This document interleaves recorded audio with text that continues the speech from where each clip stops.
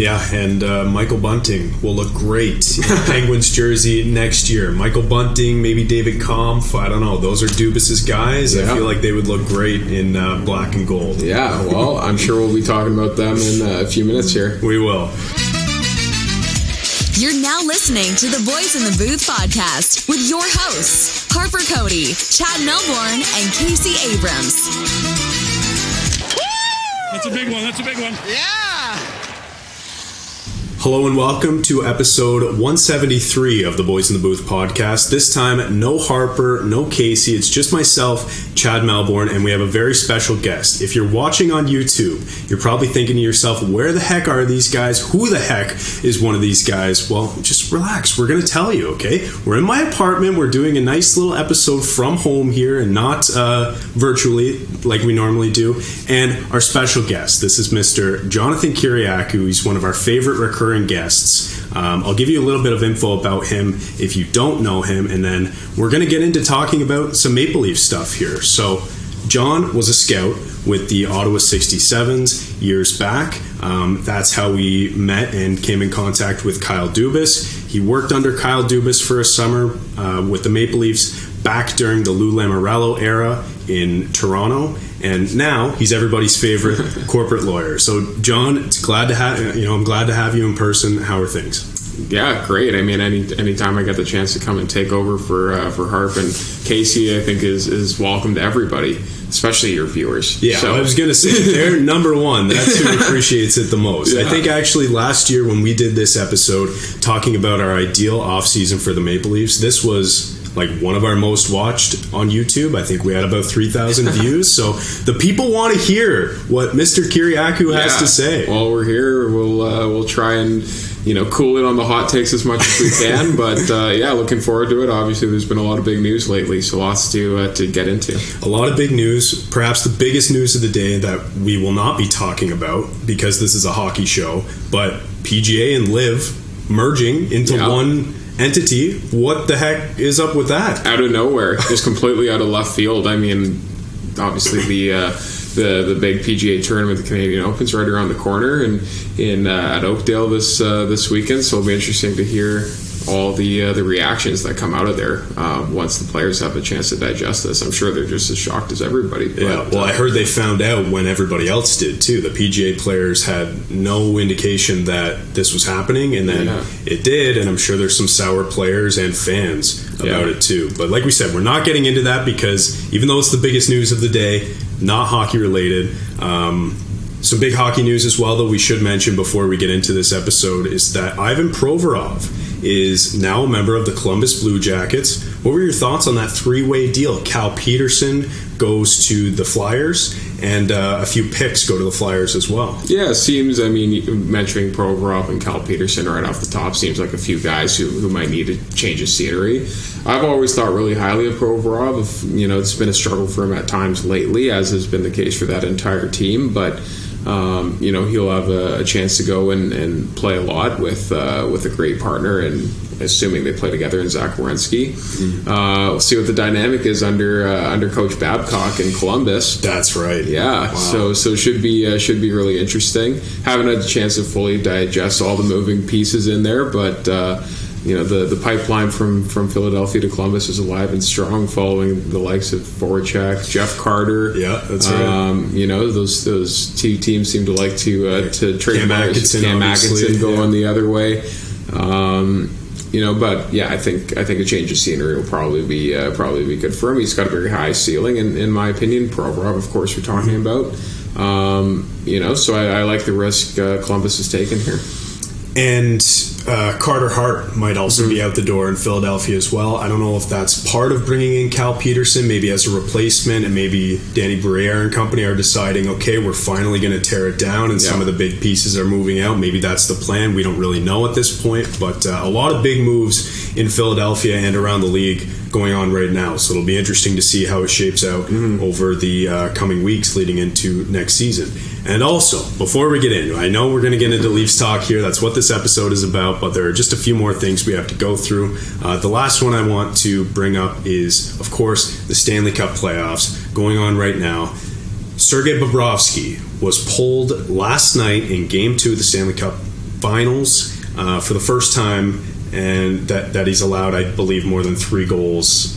Maybe all playoffs. I forget, maybe that first round he had a tough game or so. I'm trying to remember back. But against the Leafs for sure, and against Carolina, he was rock solid. But last night, got the yank. Just give me your overall thoughts on that series and maybe who you think your Conn Smythe favorite is right now. Yeah. Because I thought it was Bobrovsky, but after getting the yank last night, I think his odds have plummeted. Yeah, as did I, and I'll circle back to that in a second. In terms of my thoughts, it looks like through the first 2 games that the mojo that Florida had, starting in the middle of that Boston series through Toronto, through Carolina, has dissipated a little bit. Not to say they won't get it back. They've shown a lot of good intangibles through their run so far, so I'm by no means counting them out, especially going home. But yeah, right now Vegas just looks bigger. They look faster. They look stronger. They look more determined. Their goalie's been better. So it's hard to compete with that, and shows it when you lose 7-2. So you're gonna have to beat the Florida 5 times coming up. Florida, of course, will probably point to the Boston series, and I'm sure Paul Maurice has been harping on that for the last 24 hours here, or however long it's been since Game 2 ended. But yeah, Florida's in real tough. Vegas looks like a well-oiled machine. Got a lot of depth. Their defense has been great, and you can see just their resolve, even as guys like Alex Pietrangelo, Mark Stone continuously take punches and cross checks and whatever Florida can throw at them. They're not backing down. They're not getting dragged into the after the whistle stuff as much as Florida has. So credit to Vegas through 2 games. In terms of Conn Smythe, yes. I like you was thinking it's Bobrovsky's for sure, or maybe it's Tkachuk. But right now, you know what? 12 goals in 12 games, I believe it is. It's hard to bet against Jonathan Marchessault. So a 3-point night the other night as well. And I heard this the other day. You'd have to fact check me. I'm not entirely sure. But the only player on that team, the only regular on that team, under 6 feet tall. So Vegas, big, strong, in-your-face team, and Marchessault, the wee guy, is putting the puck in the net. Yeah, and it'd be fitting, a team that's had a lot of success through just 6 years in the league, but originally was built around this narrative of being misfits, and he was kind of the epitome of that type, coming from a bit of an unheralded career previously with Tampa and then on to Florida, and to see him succeeding here and kind of leading the charge, it'd be fitting to see him win a Conn Smythe. Jack Eichel's been great as well. Pietrangelo is a winner, so there's a lot of good candidates, but it's hard to look past the goal scoring. Yeah, for sure. I'll let you know I put $5 on Adin Hill last night. I previously had 10 on Bobrovsky, so I'm trying to chase my losses right now, which is never a good betting strategy, by the way. But that's what I'm trying to do right now. And that was something that Harper mentioned last episode, actually, that Adin Hill was his dark horse for the Conn Smythe, because he's been playing like a Vezina caliber goalie in these playoffs, which is crazy to say, thinking that Adin Hill and Alex Lyon would be 2 of the goalies in the playoffs right now. If I said that at the start of the season, you'd say, who? Alex Lyon? And, Adin Hill, really? So maybe even more surprised given who's sitting on the bench right now for Vegas. Exactly. You have a 2-time Cup winner backing you up, probably a future Hall of Famer. So credit to Adin Hill, credit to the Knights. They're looking good, and we'll see what Thursday's got in store. Yeah, that's right. Okay, so there's our Cup talk. Now we're going to get into some Leaf stuff. This is what you're here for. We're going to talk about our ideal offseason for Brad Treliving. And we say for Brad Treliving and not just for the Maple Leafs because, of course, Treliving is the newest name, the new shiny toy in Toronto. He's the new general manager of the Maple Leafs. Before we get into your general opinions about Brad Treliving, what did you make of the whole Kyle Dubas, Brendan Shanahan media frenzy that went on that saw Kyle Dubas, thinking he was going to stay in Toronto and then mentioning in his press conference that maybe he didn't want the job and that it was tough on his family. And then after all of that, actually getting fired by Shanahan and now going on to getting a promotion and working for the Penguins as a president of hockey operations. What did you make of that whole situation? Yeah, it was interesting to say the least. Like it's very rare that we see, especially with this team, things like this play out so publicly.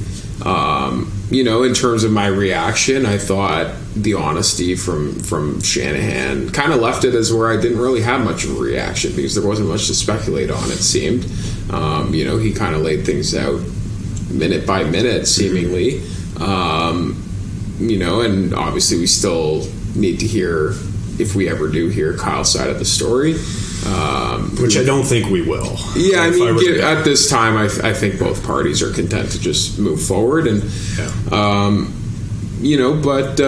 was certainly surprised. I expected, like many others, that he would both receive an offer to sign an extension and sign that extension.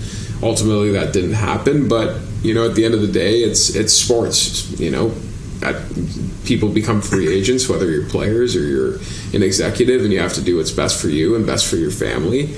I'm sure whatever strategy or moves Kyle was making at the time were ones he thought was best for him and his family.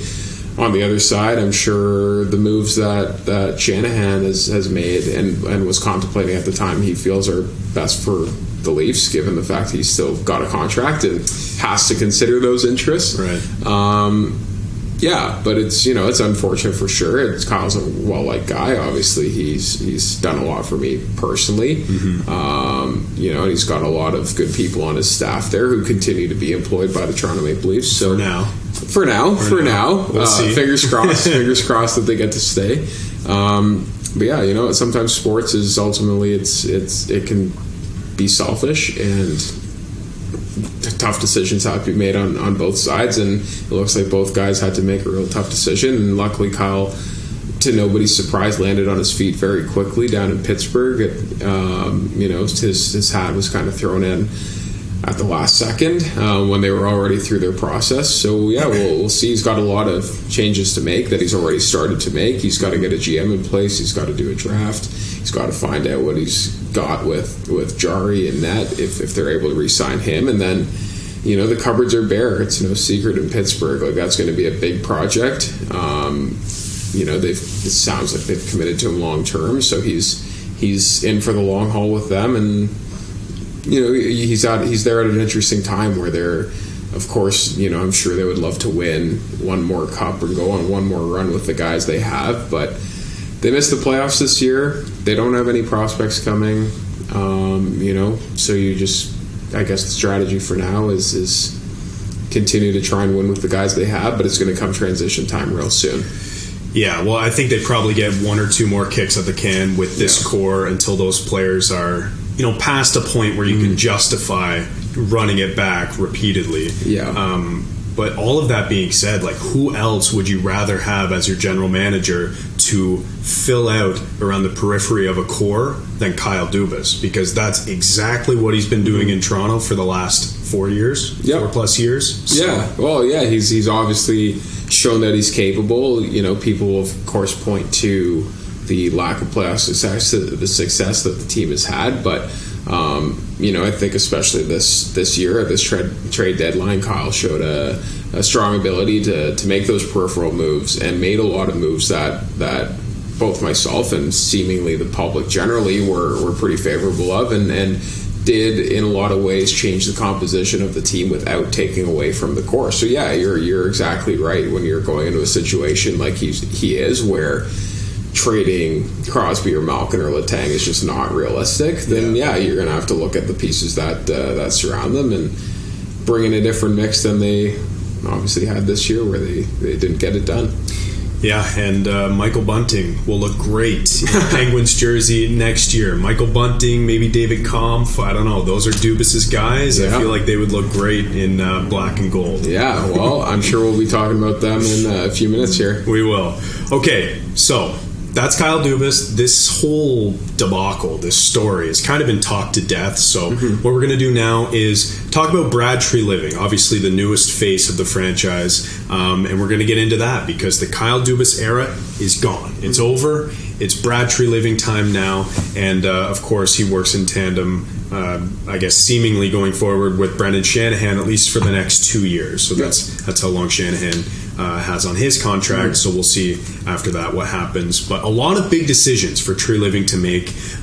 So I just wanted to go through sort of his record, what he's about, who he is, where he came from, and what Leafs fans can expect. So I wanted to start just by saying that he was the Yotes AGM from 2007 to 2014, so he's there for quite a long time. Flames general manager, that's where most people know the name Brad Treliving from, aside from the fact that he's Jim Treliving's son. The Boston Pizza. Boston Pizza coming in for the Leafs this year. Yeah, exactly. Austin Matthews might sign for $1 million, but sign a $200 million Boston Pizza promotion. Get $100 million worth of pizzas delivered to his store. Yeah, exactly. So Flames GM from April 2014 until just recently when he was let go. So that's where the bulk of his moves that we're going to look at came from. So I wanted to start with the draft.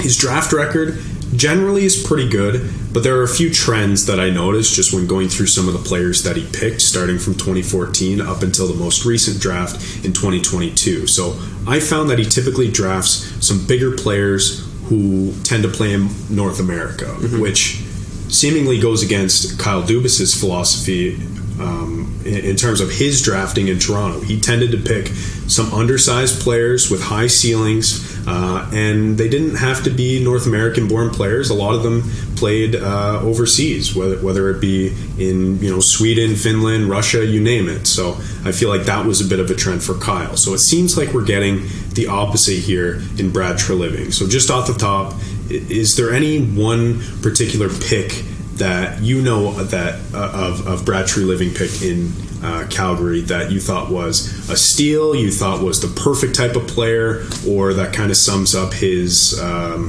drafting record in Calgary? Yeah, I'll give you you're gonna hate me, but I'll give you a bit of a half answer. Okay. The first thing I'll say, general manager, you always set the direction for, you're the boss. You set the direction for every department of your team, whether it's scouting, whether it's analytics, whether it's sports science. No matter what it is, you're tasked with setting the direction. But ultimately, you're delegating that responsibility to guys that you trust or appoint. In this case, when it comes to scouting and drafting, it's your director of scouting. So, unless you're picking first overall or very high, like ultimately the general manager doesn't have that much say in terms of whose name is actually called at the table. So I want to give a lot of credit here to the scouting staff in Calgary, and particularly the head scout there, who I don't know the name of off the top of my head, but it's apparent that they've got a good support staff, and I'm sure whether it's the current scouting staff in place that's led by Wes Clark, or whether it's his own guy that he wants to bring in and make that change, they'll ultimately be tasked with leading that. So I won't give all the credit to Treliving here. That being said, you asked me for a pick that I like in particular, and I'm going to point to one that I see on the board right here, which is Andrew Mangiapane, which is a 6th round pick at the time. If I remember correctly, was a 20-year-old overage player out of Barrie in the OHL. They take him in the 6th round. And the reason why I'm going to point to that is not just because he's developed into a good player and, is kind of a heart and soul guy, works hard, was on the radar for Team Canada when we thought they were going to the Olympics. Yeah. But also because of where he was drafted. And that's one thing that the Leafs have had a bit of an issue doing in the last number of years, is finding picks in the later rounds. They've hit on, a lot of first-round picks going back to, the unmissable guys with Marner and Matthews and Nylander and, whoever else. And have had some success recently as well with guys like Liljegren plays and Sandin before he was dealt.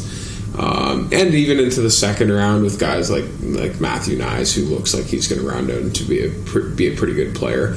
But a lot of times that value, the true value of your head scout and your scouting staff works, comes in the later rounds with guys they may be able to find down there. And you look at Tampa, who's been kind of the class of that recently, where you're able to get a guy like Braden Point in the third round. Other guys that you're able to find after the first round picks, the guys that jump off the page right away. So, to see that guys who've been picked very late in the draft, which, is rare, but it happens. But guys who've been picked late in the draft by Treliving and his staff out in Calgary have turned out to be very effective players, very good players, and guys that aren't just, working hard and earning a fourth line spot on your team or your seventh defenseman, but guys who are actual contributors. And so that's something going forward that hopefully is replicated with the Leafs here. Right, and I do want to give some credit to the Maple Leaf scouting staff and maybe Kyle Dubas, although being a former scout, like you mentioned, maybe not so much Kyle Dubas. But the Maple Leaf scouting staff for picking some of those players in the later rounds. Like I'm thinking of a player like Topi Niemela, who is still coming up and will likely play full-time for the Marlies next year. Roni Hirvonen is another player from that same draft who I think has a pretty high ceiling, all things considered, where he was picked and whatnot. So there are a few players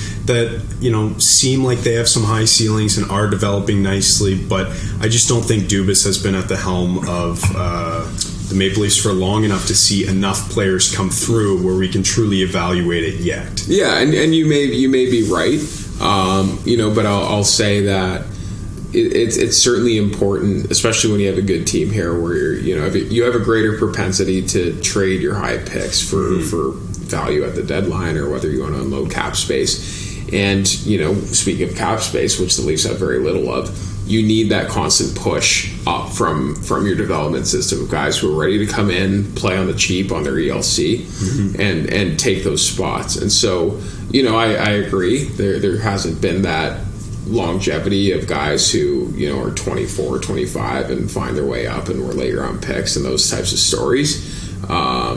But given the place where the Leafs are at, it would certainly be nice to hopefully see a bit of a diamond in the rough come up. But as I said, it's easier said than done. If you knew they were going to be a diamond in the rough, then you wouldn't wait till the sixth round to take them. You would have taken, if Calgary knew Mangiapane would be a 30 goal scorer, then they would have taken him in the first round or the second round. So it's definitely not an exact science, but point being is, maybe it's a different direction from up top, a different priority in terms of the players you want, and maybe those are the guys that will be able to make that step, even though they're later round picks. For sure. And okay, so we're going to get into that later. We have a segment of this episode where we're going to talk about some players who are on the cusp, coming up from the Marlies or overseas, who might be able to make an impact at the NHL next year. But for now, we're just going to keep going through Brad Treliving's record. And just to sum up on his draft record, I'll read out just some notable picks that he has made,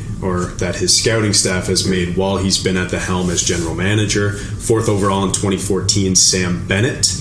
Pretty good pick there. Obviously didn't work out in Calgary, but he's a hell of a player, having a hell of a playoff in Florida right now. Yeah, he's come a long way from being ridiculed for not being able to do a pull-up, and now he's one of the strongest, grittiest players in the league. So well, he hurt 2 players on the Maple Leafs in one series.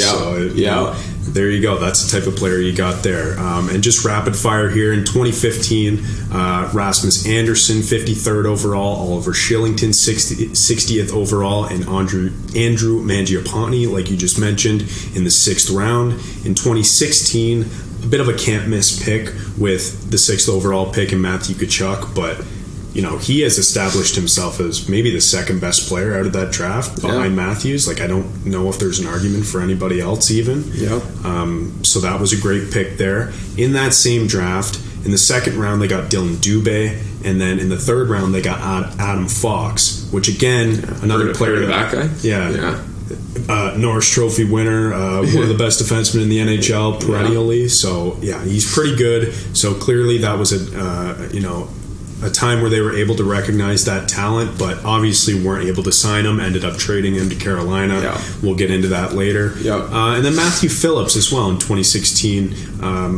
A player who has some pretty damn good numbers in the American League, and that could be a guy who comes up and makes an impact shortly for the Flames. So 2017, Juuso Välimäki. I remember that pick because it was one before Liljegren in 2017, and their eyes were on a few players in and around that time. Välimäki was a player who I was also interested in, the Leafs picking, and they went with Liljegren, and they're both pretty good defensemen. But again, Välimäki not in Calgary. I believe he's in Arizona and had a pretty good season. So not a bad pick there. 2018, no notable players picked, but they didn't pick until the 4th round. So again, it's like there weren't any easy picks there. Going to 2019, Jacob Pelche, 26th overall. I think that's a pretty good pick. He played a few games this season, famously under Daryl Sutter. What number was he? Who asked what number he wore. And Dustin Wolf as well in the 7th round in 2019, who looks like the goalie of the future as soon as next year for this team. I would imagine they'll try to get rid of Dan Vladar or do something about that situation there, because I think they want Dustin Wolf playing NHL games as soon as next season. 2020, Connor Zary, 24th overall. We're getting into the territory now where we haven't seen these players play. We don't really know. These are some guys with some high potential, as well as Poirier here as well in the 3rd round. And then in 2021, again, haven't seen these players play, but Matt Coronado looks like a good pick, 13th overall as of right now, but we'll just have to wait and see. In 2022, I won't read any names because we just have to wait and see. And now, a word from our sponsors. This podcast is sponsored by Liquid IV. Whether you're staying active or nursing a hangover, Liquid IV has you covered. Just one stick of Liquid IV in 16 ounces of water hydrates faster and more efficiently than water alone. It contains 5 essential vitamins, B3, B5, B6, B12, and vitamin C, with 3 times the electrolytes of traditional sports drinks. It's made with premium ingredients, it's non-GMO, and it's free from gluten, dairy, and soy. There are plenty of awesome flavors, but my personal favorite right now is lemon lime. So, get 20% off when you go to liquidiv.com and use the code BOYS_IN_THE_booth at checkout. That's 20% off anything in the store when you order using the promo code BOYS_IN_THE_booth at liquidiv.com. Experience better hydration today with Liquid IV. This podcast is also sponsored by the best ticket app out there, SeatGeek. SeatGeek takes the confusion out of buying tickets, making it quick and easy to get the best deals on tickets to your favorite sporting events. Plus, Boys in the Booth listeners get $20 off their first ticket purchase on SeatGeek with the promo code BOYSINTHEBOOTH in all caps. So, click the link in the description down below to download the app, and remember to get your discounted tickets using the code BOYSINTHEBOOTH in all caps. Get great seats for a fraction of the cost with SeatGeek. Okay, that's a draft record for Treliving. I don't want to spend too much time just going through his history, but I just wanted to bring up 3 trades, and I want you to tell me whose side you were on for this trade when it happened, and now that hindsight is 2020, looking back on the trade, whose side you are on now. So the first one I wanted to mention is the most recent blockbuster trade that Brad Treliving made, and that was, of course, the Tkachuk trade, where he sent Tkachuk in a 4th and got Huberdeau, Weegar, Cole Schwindt, and a 1st. So what were your thoughts on that trade when it happened, and what are your thoughts now? Yeah, well, that one I think is a great place to start because my thoughts are very different. At the time, obviously Matthew Tkachuk, great player, 100-point player, but you get in return a 115-point player. You get in return top 2 defensemen. I won't get into the prospects and the picks, but essentially, you're trading a 100-point guy for a 115-point guy who's coming off a great season. Was he nominated for the Hart? I believe I think he was. Well, he set the record. He was certainly in that realm. Yeah, he set the record that year for most assists as a left winger in NHL history. Yeah, I can't remember if he actually got a top 3 nomination, but regardless, he was in that conversation. Mackenzie Weegar, obviously, we discussed him as well. So I was very much on the side of Calgary. I thought Florida overpaid a little bit. and then of course both sides give out the contracts that they did, or I guess in terms of Florida, it was assume a sign and trade. Yeah. I thought it was a great return for Brad Treliving, especially under the pressure that he was. Yes. So a ton of credit to him there. Unfortunately, we know how the first season played out. Did not work out at all for Calgary this year. They've got 8 more years of Huberdeau at 10-5 to look forward to. Hopefully he turns it around. I mean, I wouldn't bank on Jonathan Huberdeau being a 55 or 56 point player next year. I think there's a rebound. Is he a 115 point player? I don't know. He's probably somewhere in the middle, closer to 100 points. Yeah. But I would be more confident in his ability to rebound. But regardless, didn't work out this year. Mackenzie Weegar is okay. Yeah. It was fine. But I think can be better. And Matthew Tkachuk, another 100-point season. He was the heart and soul of that team through the regular season. Heart and soul of that team right now. Of course, this conversation may be very different if Florida doesn't get into the playoffs, which they were close to not doing. But the fact that they are where they are in the Stanley Cup final, through 1 year, it's pretty obvious who the winner is. At the time, you don't have the benefit of hindsight. So again, I'll give Brad Treliving a ton of credit for not just doing something bold, but doing something bold under pressure. Yeah. So I think the context really matters. You mentioned a couple times under pressure. You're referring to the fact that Matthew Tkachuk asked to be traded out of Calgary, which is the same thing that happened with Dougie Hamilton, asked to be traded out of Calgary, and Adam Fox as well, which is the next trade I wanted to get into. But just quickly on the Huberdeau and Tkachuk trade, I mentioned this a couple weeks ago on the podcast that I thought, at the time, I thought Calgary won that trade. They got deeper and, they maintained some of the offense, in swapping Huberdeau for Tkachuk. Like, you actually brought in more offense, or at least it seemed that way at the time. I kind of just chalk it up to coaching. Like, at times Huberdeau was playing on the third line, and it seems like no one wanted to play for Daryl Sutter. So I'm going to chalk it up to that and expect both of those players to bounce back next year. But we'll see how it turns out. As of right now, I don't think it's a colossal win or loss either way. I think we'll have to see how the contracts play out. And it's such a long-term thing with long-term commitment from both sides. You can't declare a winner or a loser after 1 year. As any GM will tell you, hopefully both sides win, and everybody has a good career and everybody benefits. The playoff run is obviously made it pretty lopsided, but I agree. I mean, they got in by a point, so I think Calgary might have had one more point than them. Yeah, that's right. Calgary finished in the total league standings. Calgary finished ahead of Florida. Florida was the 17th place team this year, which is crazy. That is crazy. Yeah. That's two. This is a Leafs podcast, so we can talk about this kind of stuff. That's two teams who finished outside of the top 16 in league standings who will beat the Leafs in the playoffs. Montreal was the first team, and then Florida, of course, this year. So I don't know what it is, man. I just can't get over the hump. But okay, back to Treliving.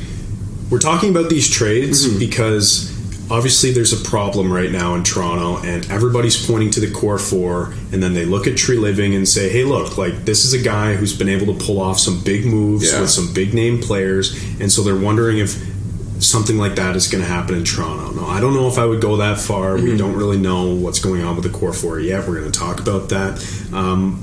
But that trade wasn't the only time he had done that. So I want to go to two more trades. I guess we can talk about these next two together at the same time because they're both the Dougie Hamilton trade, just different times. So originally, Brad Treliving and the Flames got Dougie Hamilton from Boston, who I believe requested a trade out of Boston. I don't think he fit in very well there. I know that he wasn't. He's moved around a bit. Yeah, he's bounced around. There's something there. I know you've shared this with me before, but he's a hell of a defenseman. So they paid a first and 2 seconds to get him.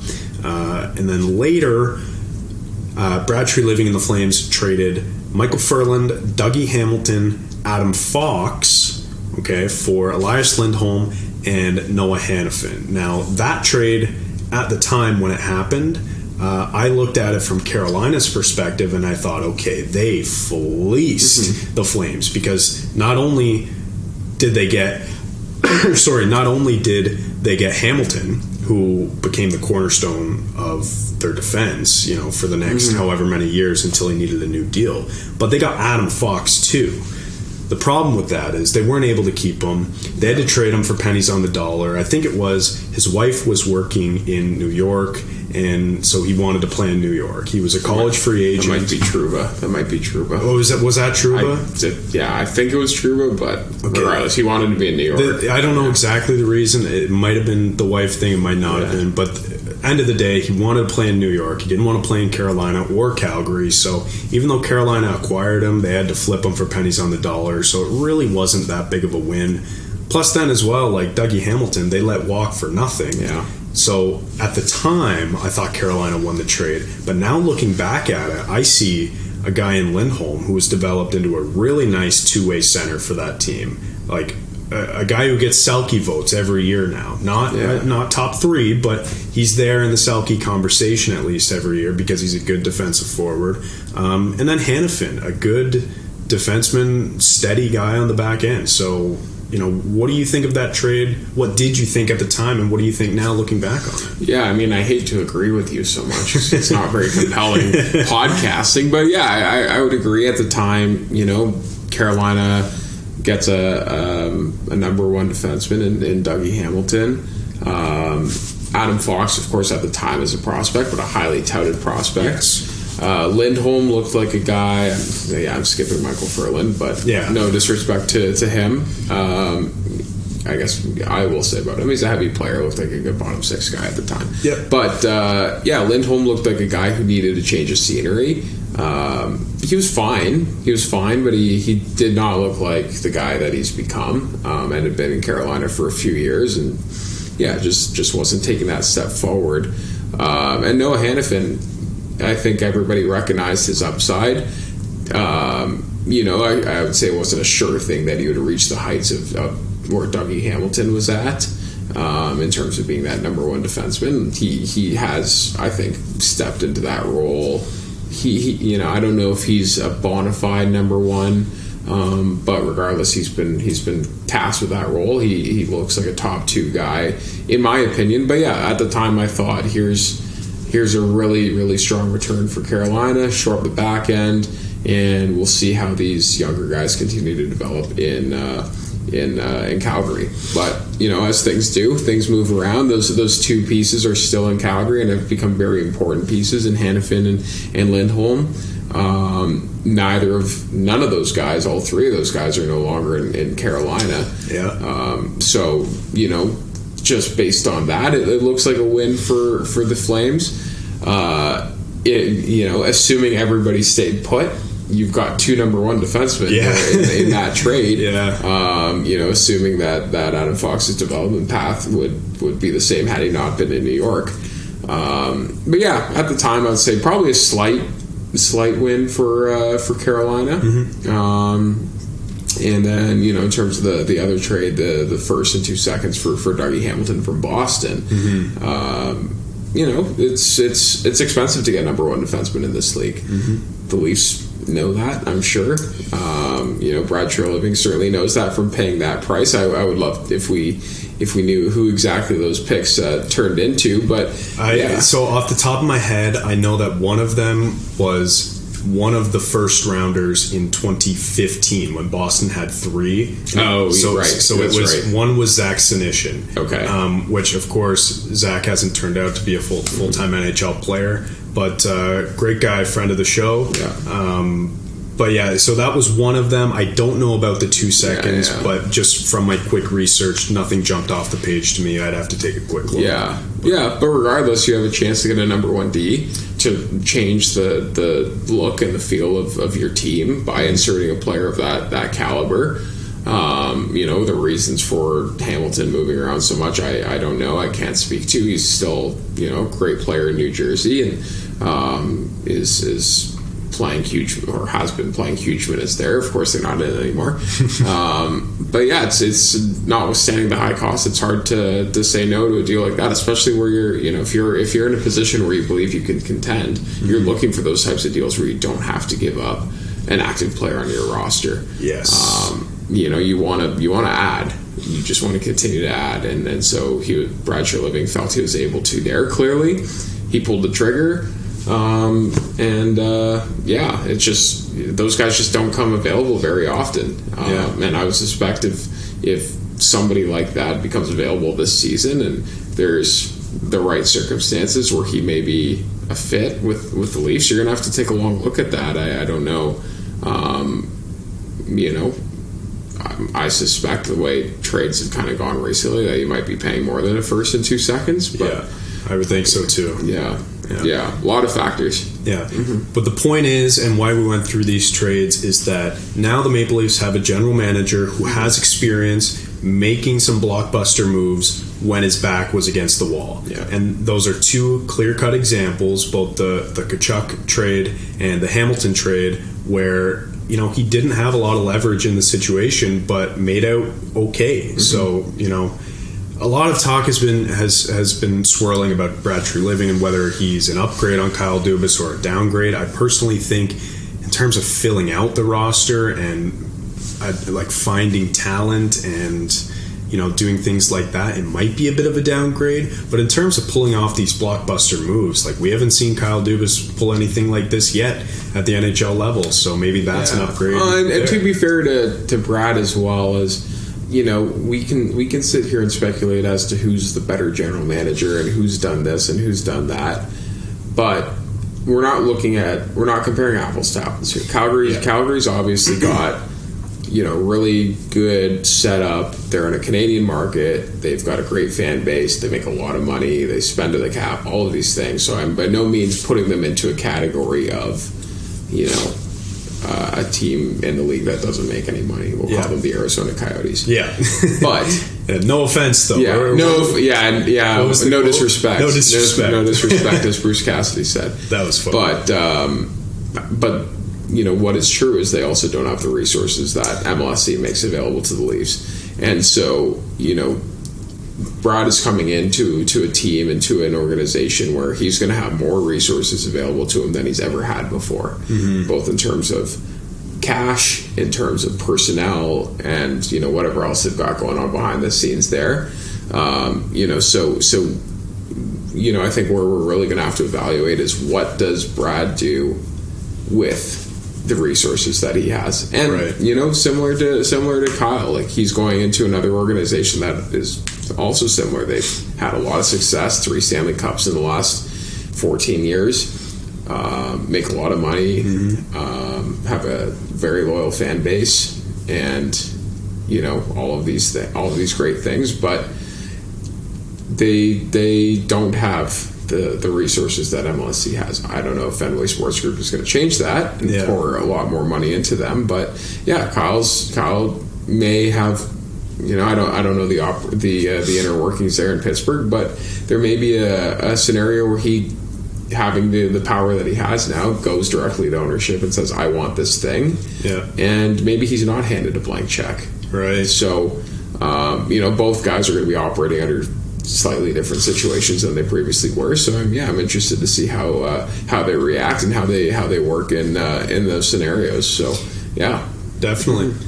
Okay, well, speaking of money, this is something that we could wrap up the conversation on Brad Treliving with just some of the signings that he's made while he's been the general manager of the Flames. So I wanted to talk about some of the good, some of the bad, and then just some of the UFA deals that we haven't seen play out all the way through.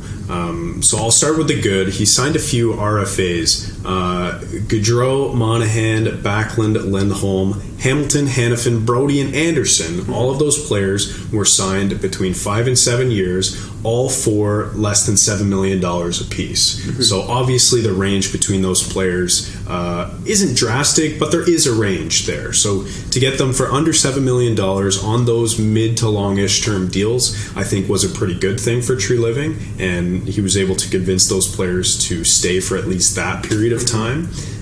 In terms of RFAs, though, I have 2 bad signings that I wanted to bring up. Matthew Tkachuk, the 3x7 bridge. To get him at that $7 million price tag, he had to shave off a couple years. So that's why he did the 3-year deal. And we saw that after those 3 years, Tkachuk said, hey, I don't want to be here anymore. So why don't you trade me? And then his hand was forced. So I didn't love the 3 years on that. And same with Andrew Mangiapane, 3x5.8. So same kind of thing. After those 3 years are up, maybe Mangiapane says, hey, I'm out of here. I can go get $10 million somewhere else, or whatever it is. I don't know what the cap's going to be like, and I don't know how many years he has left. He might have 1 or 2 left on that deal. Right. So, but those were the 2 that I pointed to as kind of bad deals for RFAs. Any thoughts on those, good or bad? Yeah, I mean, with the hindsight that we have, of course, you would have liked to have seen Matthew Tkachuk locked up for longer. And I think there's a somewhat comparable situation here that the Leafs are going to be dealing with, which is, which I'm sure we'll get into more. But I'll speak of Austin Matthews, who signs for 5 years, and you've walked him right into his UFA year. And now you see the power he holds. And Tkachuk, while not necessarily walking into a UFA situation like Matthews is, still you see the cards that he played and the power that he believed he possessed and ultimately did, because he forced a trade out of there. That came back to bite them a little bit. Of course, you don't know what the alternative was if he said, okay, I'll do 8 years, but you got to give me X.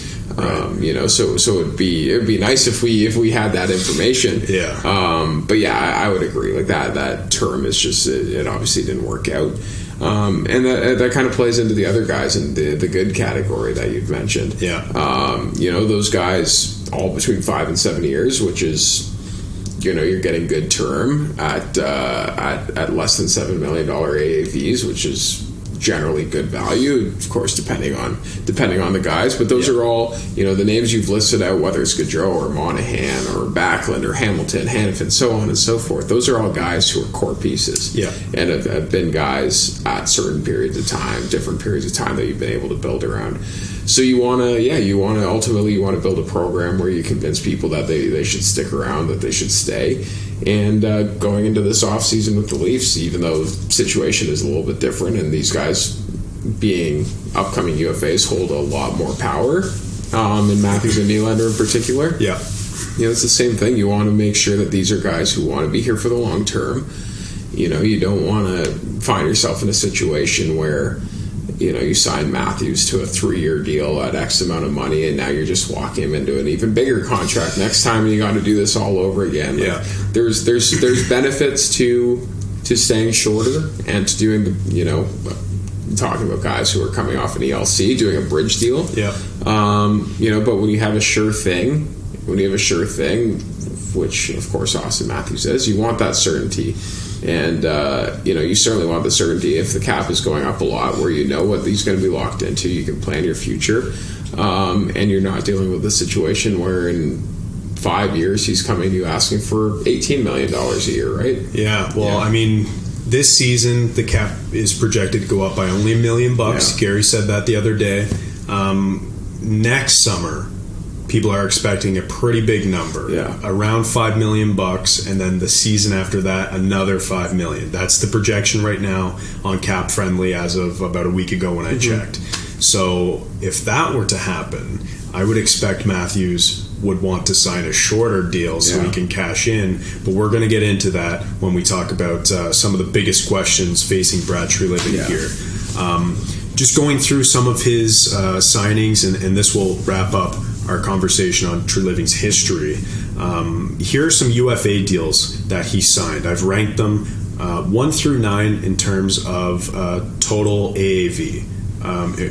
So I want to go through them, and I want you to just give me a letter grade on each signing. And this dates back to 2015. Sure. Okay.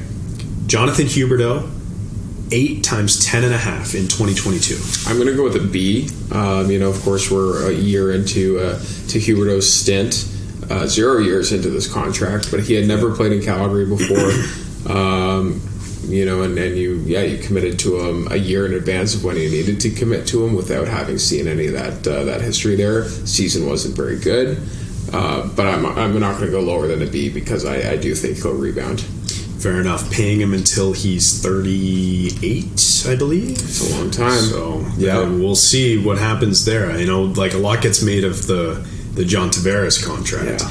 He's up when he's 34, I believe, 35 2 years maybe. from now, yeah. Yeah. So I mean, again, it's not extremely comparable, but it's worth mentioning in a Toronto podcast here. So number 2, Mackenzie Weegar, 8 times 6.25 in 2022. I'll go with a B plus. I think it's heavy on term for sure. Mm-hmm. That's my one knock, but it's at a solid cap number, 6.25 for a guy who's a really good player, and hopefully he's a really good player for a long time. But yeah, similar to what I said on Huberdeau, you're committing a lot to a guy that's not necessarily proven in your market, and for 8 years. Mm-hmm. I think that one has the potential to look pretty good down the road, so long as Weegar continues to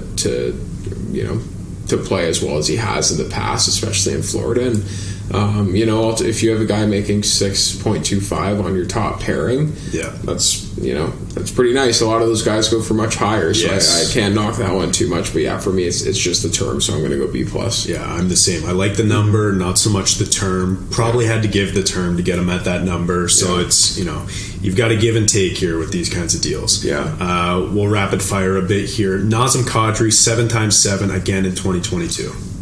This one hurts a little because I do love Kadri, but I'm going to go C plus, and I'm just going to say, you know what, I understand it partly in the sense that he gives you a lot more depth, that he is a UFA and held a lot of the cards, but you gave a lot of term and a lot of money to a guy who's coming off a career season, and this is not a guy. Like, it's not a career season in the sense he had 115 points like Jonathan Huberdeau, but yeah, it's a career season for a guy who's otherwise been a 30-goal, 50 to 60-point guy. Yeah. Generally speaking, apologies if he's crept over that number a little bit. And he's a year into it. He was fine this year. It was okay, but 5 years from now, is he going to be a $7 million player? I'm just not convinced of that. Yeah. So that's one where, if there's anything on this board where I'm saying, okay, who's a guy who, in year 5 of his contract, maybe year 6 is a bio candidate, that may be one. But, I'll cut Brad Treliving some slack in the sense that sometimes, your feet get held to the fire a little bit when it comes to UFAs, but the key is, to not let that happen to you. Right. The argument is always made too, if GM X didn't make this deal, GM Y would have made the same deal and maybe even paid more. Yeah. So it's hard to look at some of these deals in hindsight and say, oh, that was bad, because, at the time, some teams may have wanted to pay this player more. So it's hard to judge in that sense. But 7 times 7, I mean, coming off of a career year, playing for the best team in the league, who won the Stanley Cup, it's kind of tough. There was just so many highs. Like, credit to Kadri, he's a great player, but there's so many highs where it's hard to envision those being repeated. And ultimately, when you're given $7 million in 7 years, you're paying for the highs. Yeah, I agree. Jacob Markstrom, 6 times 6 in 2020. Well, you're the goalie guy, so I almost want to fire it back to you, but I'll go with a B. It's a hefty contract right now. It doesn't look like the best contract, but this is a guy who was coming off a fantastic season in Vancouver, played really, really well last year, was in the Vezina conversation for a lot of the season. Mm-hmm. This year, not very good. And now you're faced with 4 years left on that contract. But I also think he can rebound. I think the team in front of him wasn't very good this year. Mm-hmm. So I won't put all of the blame on him. But I think $6 million for a number one goalie is not unreasonable. It's a lot better than $10 million or whatever Bobrovsky's making it out of Florida, notwithstanding his performance in these playoffs. So I don't think this is a perilous contract by any means. You just hope that he turns things around next season, and he's shown he can do that. Yeah, I mean, when he's on his game, he's one of the best in the league, really. But when he's not, he's borderline unplayable some nights. So, I mean, that's goalies, though. That's goaltending in a nutshell right there. Yeah. I would give it like a C+, only because I don't love giving goaltenders numbers. Like, I don't like giving... Like, there are maybe 5 goalies in the league who I would feel confident with paying more than $5 million a year. Maybe 10 total goalies. But, like, the list is pretty slim. Like, once you get past your, Vasilevsky, Saros, Sorokin, Hellebuck, like, even then, like, it starts getting pretty short after that. So. I mean, like, in a perfect world, if you're speaking, to somebody who's running a team, then in a perfect world, no goalie would make over $5 million a year. But this is a guy who was seemingly proven, has had great seasons in the past. He's big, he's mobile, he's athletic, he does all the things that you would want to pay for. So I guess it's like, would you still be saying that if we're coming off a season where Markstrom is 4th or 3rd in Vezina voting, right? And saying, you know what, like, because he makes $2 million more than I want, then I'd rather take, I don't know, who's a guy who makes $4 million or $3 million out there? Like, would you rather? We can maybe get into it a little bit later, but would you rather have Markstrom or Samsonov in your net? Forget about the contract. Yeah, well, I mean, this year, right? Well, this year, definitely rather have Samsonov. Yeah. But if at the start of the year you asked me that question, Markstrom for 6 over Sammy for 2. Yeah, that like no brainer. Yeah, and I get your point. I get what you're saying. I just think that goaltending is so. There's so many variables in goaltending, and the sample size is so small. And I feel like teams and even analytics guys have a hard time measuring goaltending because it's hard. It's there's less data out there, and you're totally at the will of the players who are shooting on you. So it's hard to measure. So that's why I'm scared of paying goalies anything, to be honest. I can't blame you. I can't blame you. Even the guy who's Bobrovsky, we said he's been playing great these playoffs, but it's a guy who's got 2 Vezinas and going on this run now, and he's been one of the best goalies in the world on and off for the last number of years. But there's nights where he's sitting on the bench and he's got a baseball hat on, right? Like it's a hard position to predict, and there's so many variables that go into it. So I get your trepidation, but I'll make the argument that contract's not as bad as you may think. Yeah, okay, fair enough. Rapid fire here, 5 through 9, because I want to get to some of the least focused stuff here. So just give me a grade, no explanation. James Neal, 5 times 5.75 in 2018. Yeah, that's a tough thing. Didn't work out. I'll give that an F. Okay, an F, really? Okay. Yeah, that just didn't work out. The guy was in the minors. Yeah, start to finish, it wasn't very good. Even when it was signed, we were like, what's going on there? Yeah. Blake Coleman, 6 times 4.9 in 2021. I feel like I have a bit of a crutch here, but I'm also going to go with a B there. Don't love the term, but good player. Yeah. Good depth player. Agreed. Chris Tanev, 4 times 4.5 in 2020. I like Chris Tanev a lot. Obviously hurt a little bit this year. I'm going to go with an A. Yeah. I would agree in that A range. He's been pretty good. He's a solid, reliable defenseman, and that's what you need on good teams. A couple here, and we're going back a few years. I was going to say, I don't even remember how these played out. But again, these 2 players were signed while Brad Treliving was the general manager, and these were 2 of the biggest deals he signed, 2 of the earliest biggest deals, I'll say that. So Troy Brouwer, 4 times 4.5 in 2016, and Michael Frolik, 5 times 4.3 in 2015. Yeah, I mean, you're testing my memory on those, so I'm not even going to give a grade. I don't think the Frolik one worked out, if I remember correctly, but I mean, just based on the names, I suspect those weren't the best contracts. Okay. Fair enough. Okay, so now we finally get to talk about some of the craziness that's been happening in Toronto and some of the decisions that Treliving will have to make in the next 5 weeks. He'll have to have some sort of decision. Less than that, actually. We're looking at 3 weeks until July 1st, roughly. So, of course, July 1st is the date that Austin Matthews' no-move clause kicks in, I think Nylander has a 10-team modified no trade. So those are a couple things there, as well as Mitch Marner, his no trade kicks in on the 1st, as well as free agency. We have the draft coming up soon. So these next 3 to 4 weeks are going to be crazy for Brad Treliving. So I guess before we get into the specifics, what do you think is priority number 1 for Brad Treliving? 34. That's priority number 1. He's the face of your team. He's your Hart Trophy winner. So nothing gets done until you lock him up. Yeah, fair enough. I feel the same way. I've heard people say Sheldon Keefe maybe should be priority number 1. No, the star takes precedence over the coach. Yeah, okay. The star always outlives the coach. Well, when it's a time of such uncertainty with one of the best players in the world, I agree. I think that's who you focus on. It's a bit of a tough situation for Sheldon Keefe because he's just sitting there idly and not really sure what his future holds. Also, that means he can't interview for other teams who have head coaching vacancies. So if he ultimately does get canned, that's going to be tough for him because he'll be out of a job, presumably, for at least this season. But sticking on Sheldon Keefe, because this will be a quick one, what do you think happens with him?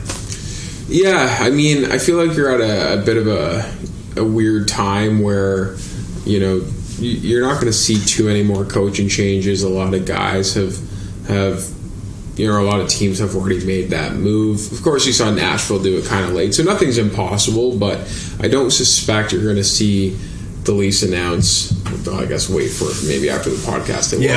But I don't suspect you're going to see the Leafs announce before the draft that they're making a coaching change, in which case then you're getting into July, you're getting into August where teams are going to have their coaches in place to the extent they don't already have them, and teams are going to be more inclined to just wait till the season starts to make that move. So my gut feeling is you probably see Sheldon start the season with the Leafs, see how it plays out.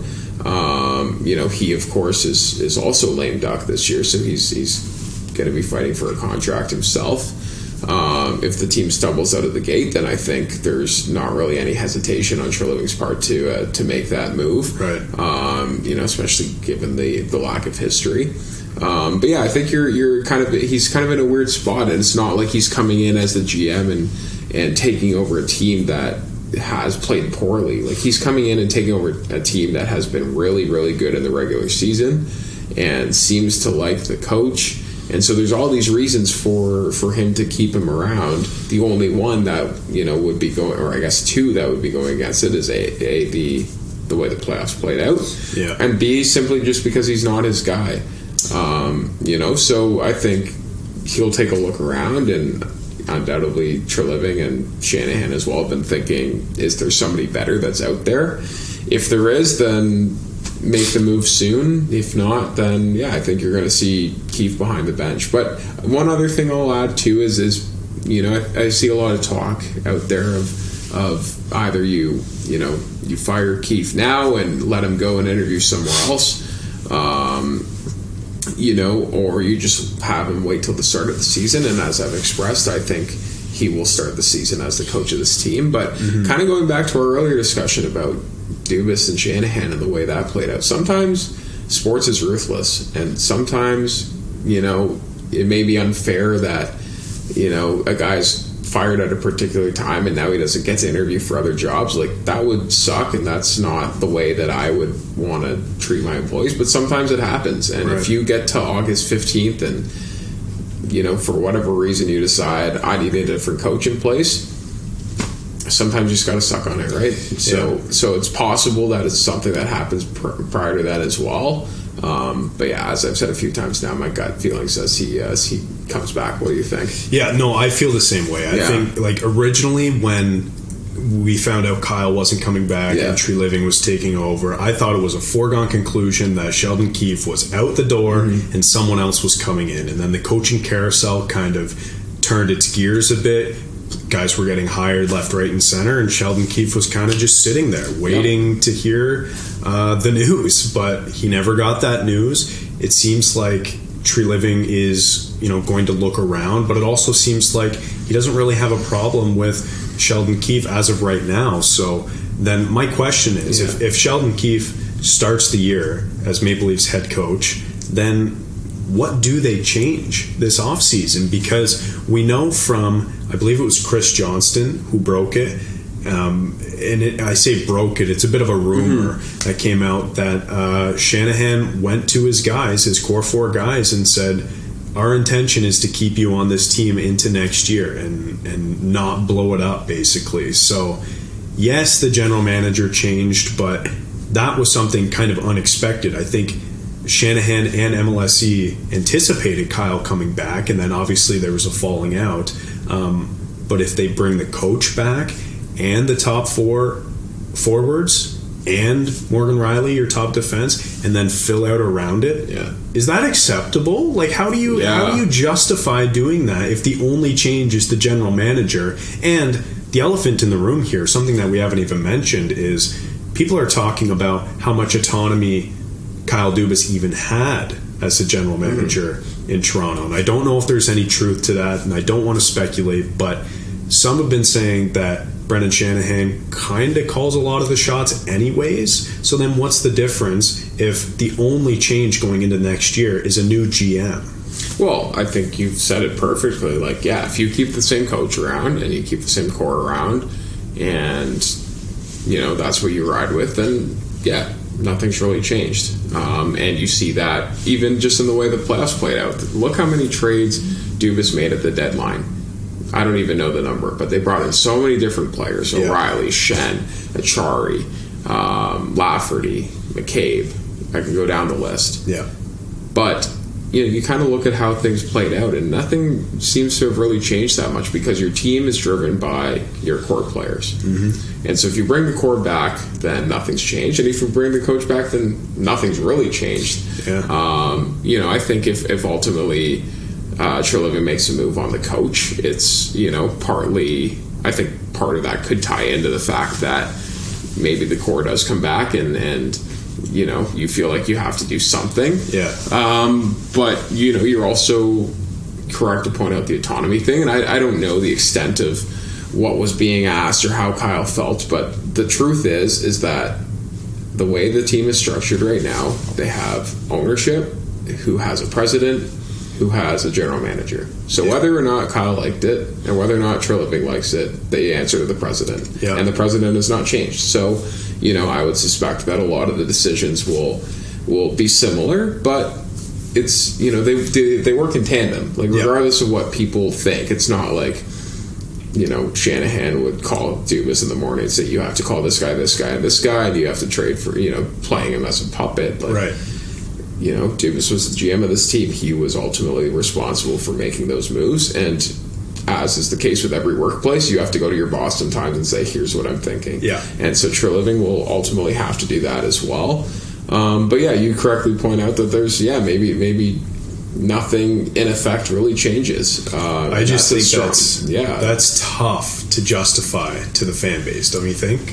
I mean, I agree.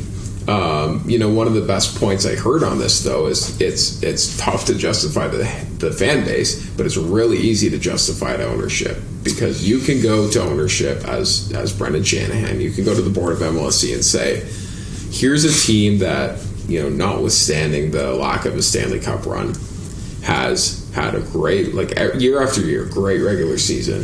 We have marketable stars. The kids like Matthews and Marner, and Nylander, and all of these guys. We sell out every single game. We know we're going to get at least one round of playoff revenue. Versus, you know, or taking that approach, which is really easy to sign off on as an owner because you're going to make a lot of money. Versus, you know, we're going to trade core piece X and we risk, you know, it could have easily happened in Florida. They traded core piece.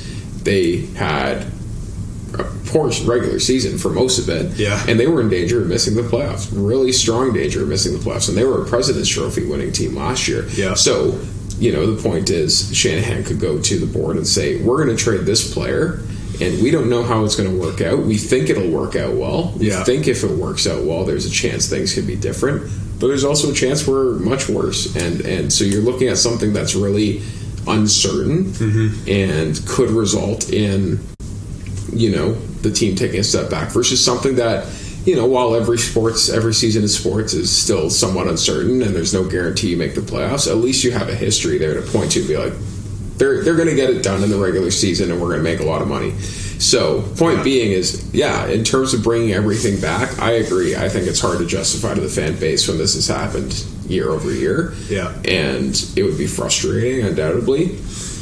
But to the guys that are running the team, it actually might be a pretty easy sell. Yeah, I hear you. I haven't heard it put that way before, but that makes a ton of sense. Yeah. Hey, Mr. Tannenbaum and Bell and Rogers, this is what we're going to do. We're going to bring in the same amount of revenue as last year. We're going to play 1 to 2 playoff rounds with this team who's guaranteed to get at least that far. Yeah.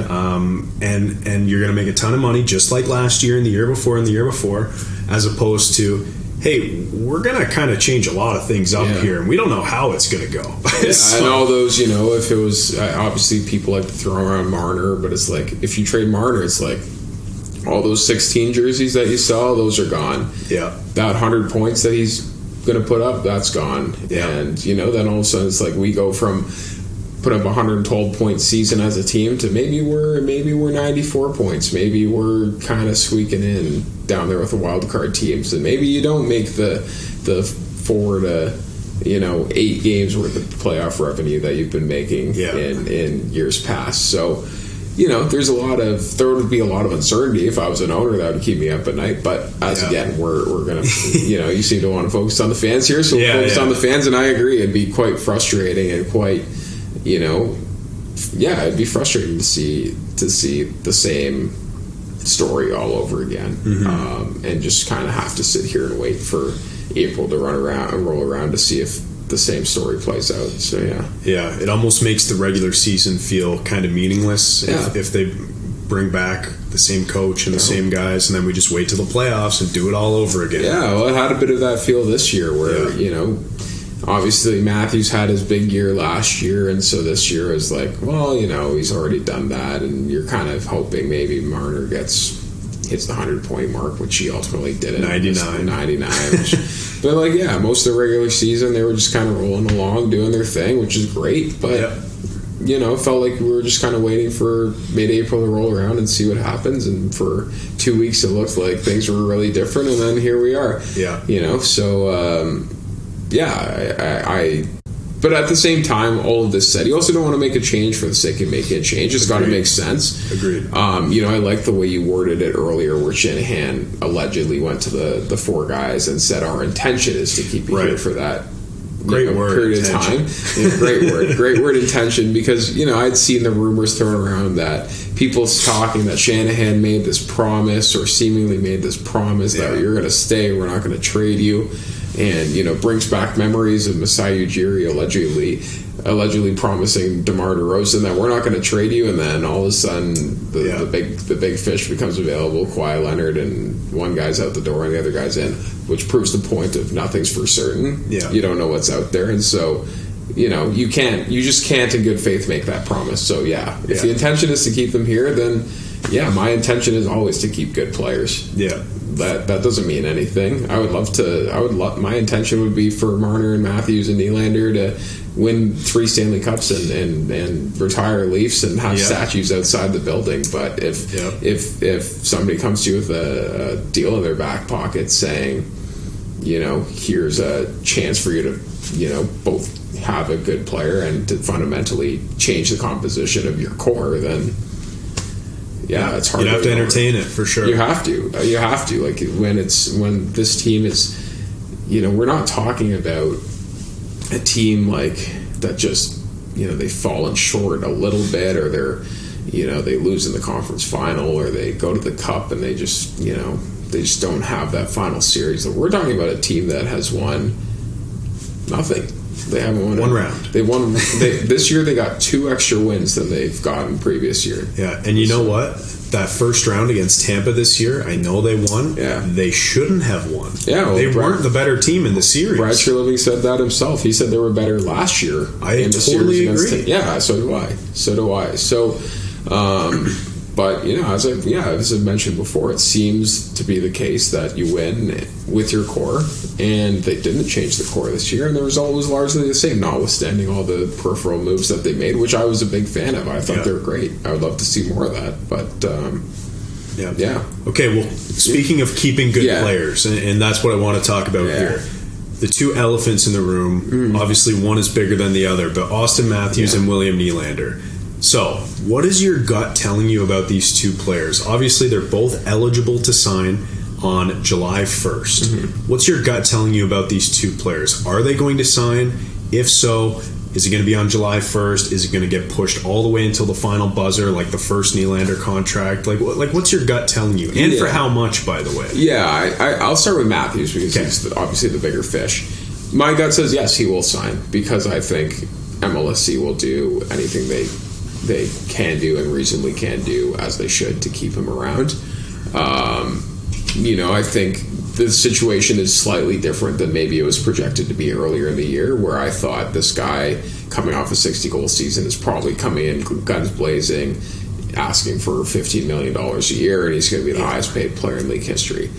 There will be pressure from the NHLPA to keep pushing the ceiling higher and to attain a contract that is likely the highest in the league. But this is a guy who he scored 60 goals once. Yes, you can never take that away from him. It's an unbelievable milestone. He won a Hart. He won the Rocket. He's got all the accolades.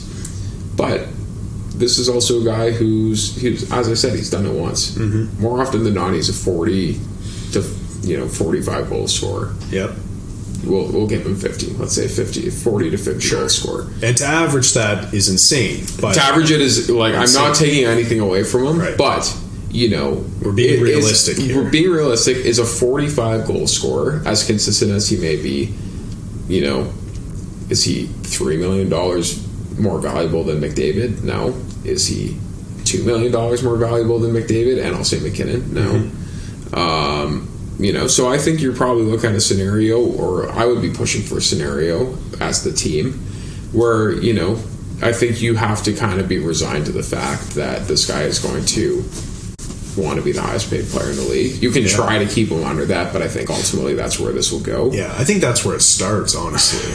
Yeah, I mean, you can try and you can point to comparables and say, no, you're a 11.5 or you're a $12 million player. You're not going to get anywhere with that, but you can try.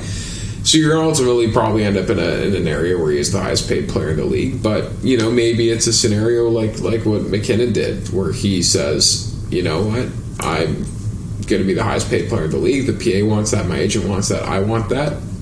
But, I'm not $1 million more valuable than McDavid, so give me $100,000 more. Right. And so, he gets to 12.6. And so now this, could Matthews say 12.7? Yeah, it's possible. Could he do? Because now McKinnon makes 12.6, right? Yeah. So if you want to do the same thing that McKinnon did to David, then you would go 12.7 if you're Matthews. Yeah, my suspicion is he probably ends up around 13. That's my guess. That's a big number. I certainly don't love that coming out of my mouth when I hear that, but I think that's probably where he ends up, and I think that's probably fair. So then you got to think about, okay, what's our term here? Because I don't want to be in a situation, as we discussed earlier, where we say, here's 13 times 3, and obviously he's a big goal scorer. I suspect he'll score 50 goals again sometime in the next 3 years, and then in 3 years he comes up and he's 28, still in his prime, and says, well, now the cap is $95 million, and so now I need $18 million, as opposed to lock him in for, let's say, 6 years, and the cap goes up and he's at 13, and 13's maybe not as scary of a number anymore, and you've got some room to build around him. Like, this team was so hurt by the fact that the cap just didn't go up, and that's out of their control. COVID happened, and whatever happened that didn't allow for those same increases or those projected increases. But yeah, you need to get to a point where that number just doesn't hurt as much anymore. So I think, long story short, I think he signs. I think he wants to be here. The team wants him here. They'll do whatever they possibly can to keep him here. But he's not going to sign for. They're not going to give him $15 million, and No. I suspect they won't give him $14 million either. So that's why I'm kind of arriving at 13. And if he comes in and says I want 15 and I'm not budging, then you're looking at a difficult conversation. I don't think the Leafs want to give him a cent more than $13 million per year, and I don't think Matthews wants a year more than 4 years. And I think that's going to be the sticking point. That's going to be tough if you're the Leafs to get a number that works on a 4-year deal. Because for Matthews, and we've talked about this, if the cap is going up over the next 3 years about $11 million roughly, like those are the projections, and we'll see when this whole escrow thing gets figured out and whatever happens there. But say it does go up $11 million. Austin doesn't want to be on a bargain contract. He's a guy who's willing to bet on himself, right? Yeah. So he doesn't, and that's why I think even 4 years feels like a bit of a stretch if things go to plan. Like if I'm Matthews, I'm looking at a 3-year deal that's comfortable, that gets you into that range of when the cap has gone up. You're still the highest paid player in the league. You're still sticking around in Toronto, but then you're even younger when you're re-signing again. And so that's just how I see it. And I have a mock deal here on the board, 12.7, making him the highest paid player in the league by $100K for 3 years. Would you vomit if that was the deal?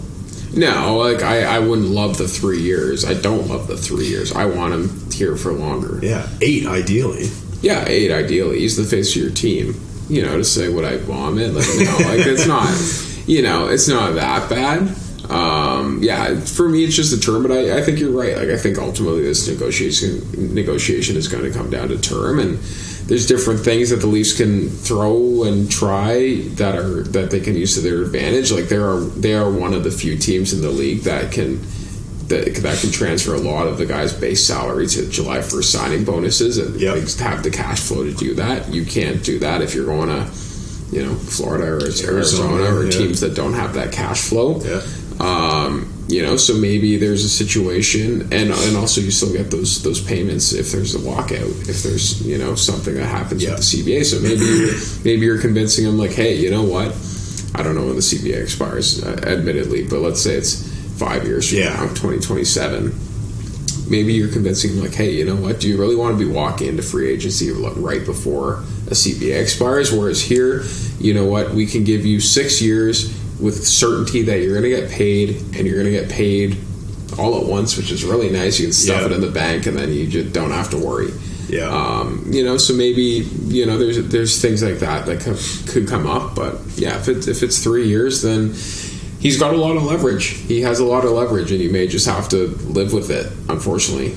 But then I guess that plays into the next guy, as long as you're done talking about Austin. Yeah, well, final point on Matthews, final question I wanted to ask is, what is the point that it gets to where, if you're Brad Treliving, you have to make a decision to trade the player? If you think he's not going to sign, what is the ceiling in terms of AAV or term where you're just like, we can't get this done and we have to recoup assets? Is that the goal for Treliving, or do you risk it and let him walk?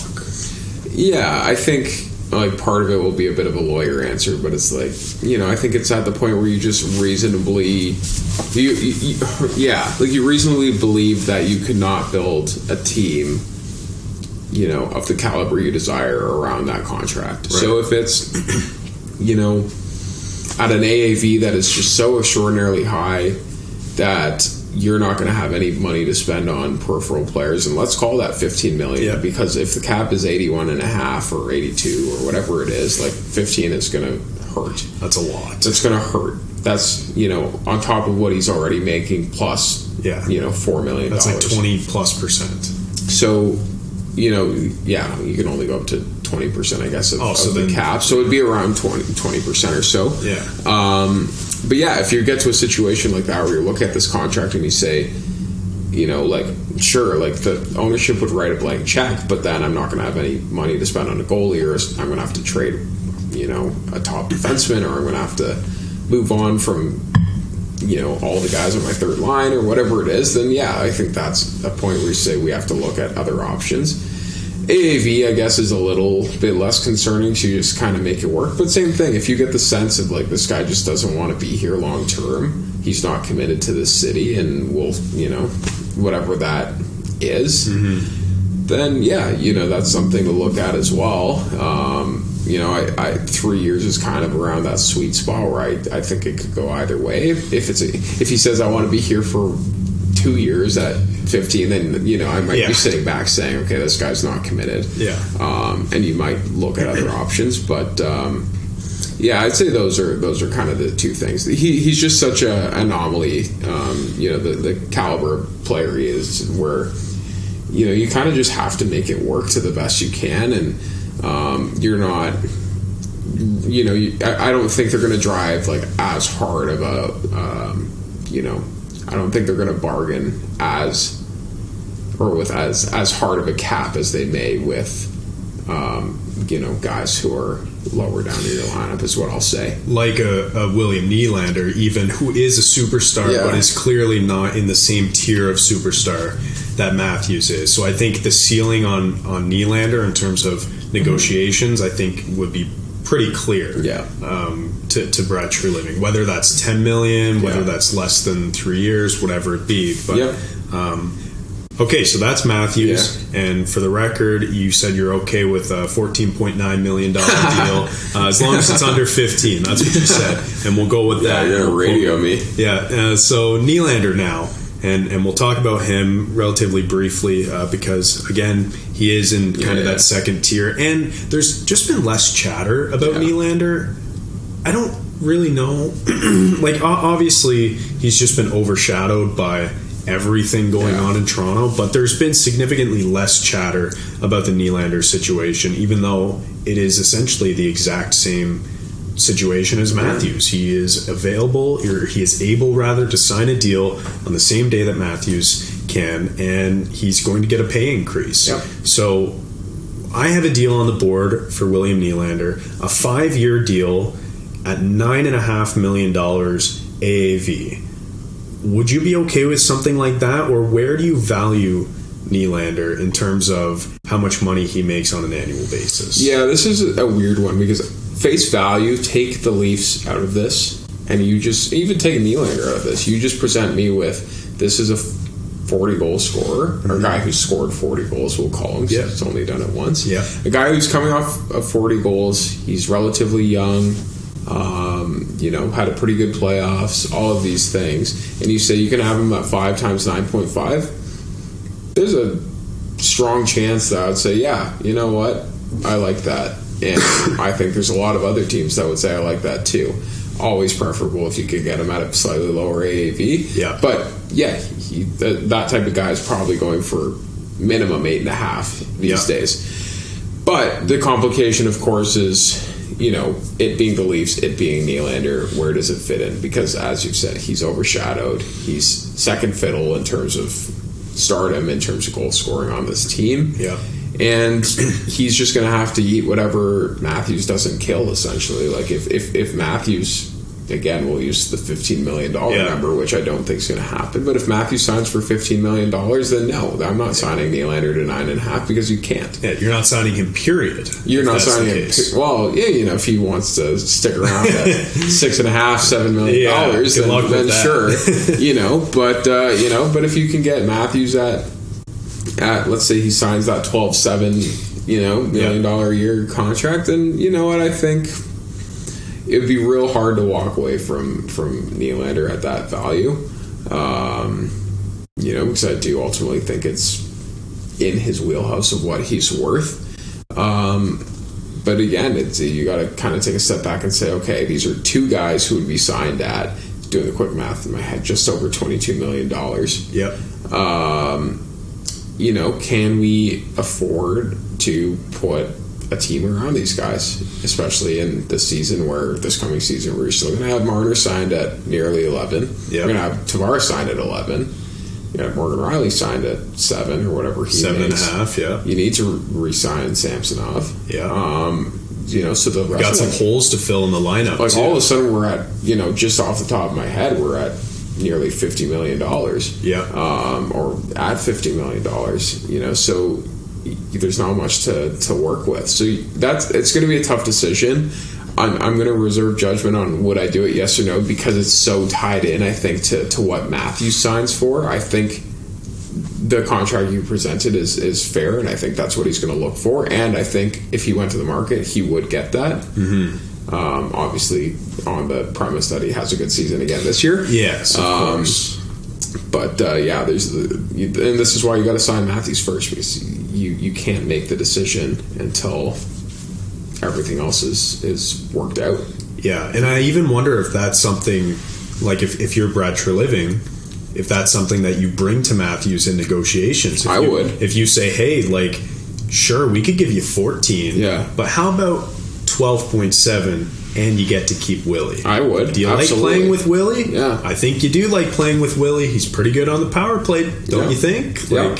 100% I would be saying that to him. You'd say, yeah, of course, like, you want to win a playoff round, you want to win a Stanley Cup. Yeah. Look around at all these teams in years past who haven't really won with those types of guys. Yeah. I guess this year might be the first year where somebody's going to win with a double-digit player with an AAV. Yeah. Nobody over 10 million. Yeah. 3 players who do make 10 million, but nobody over.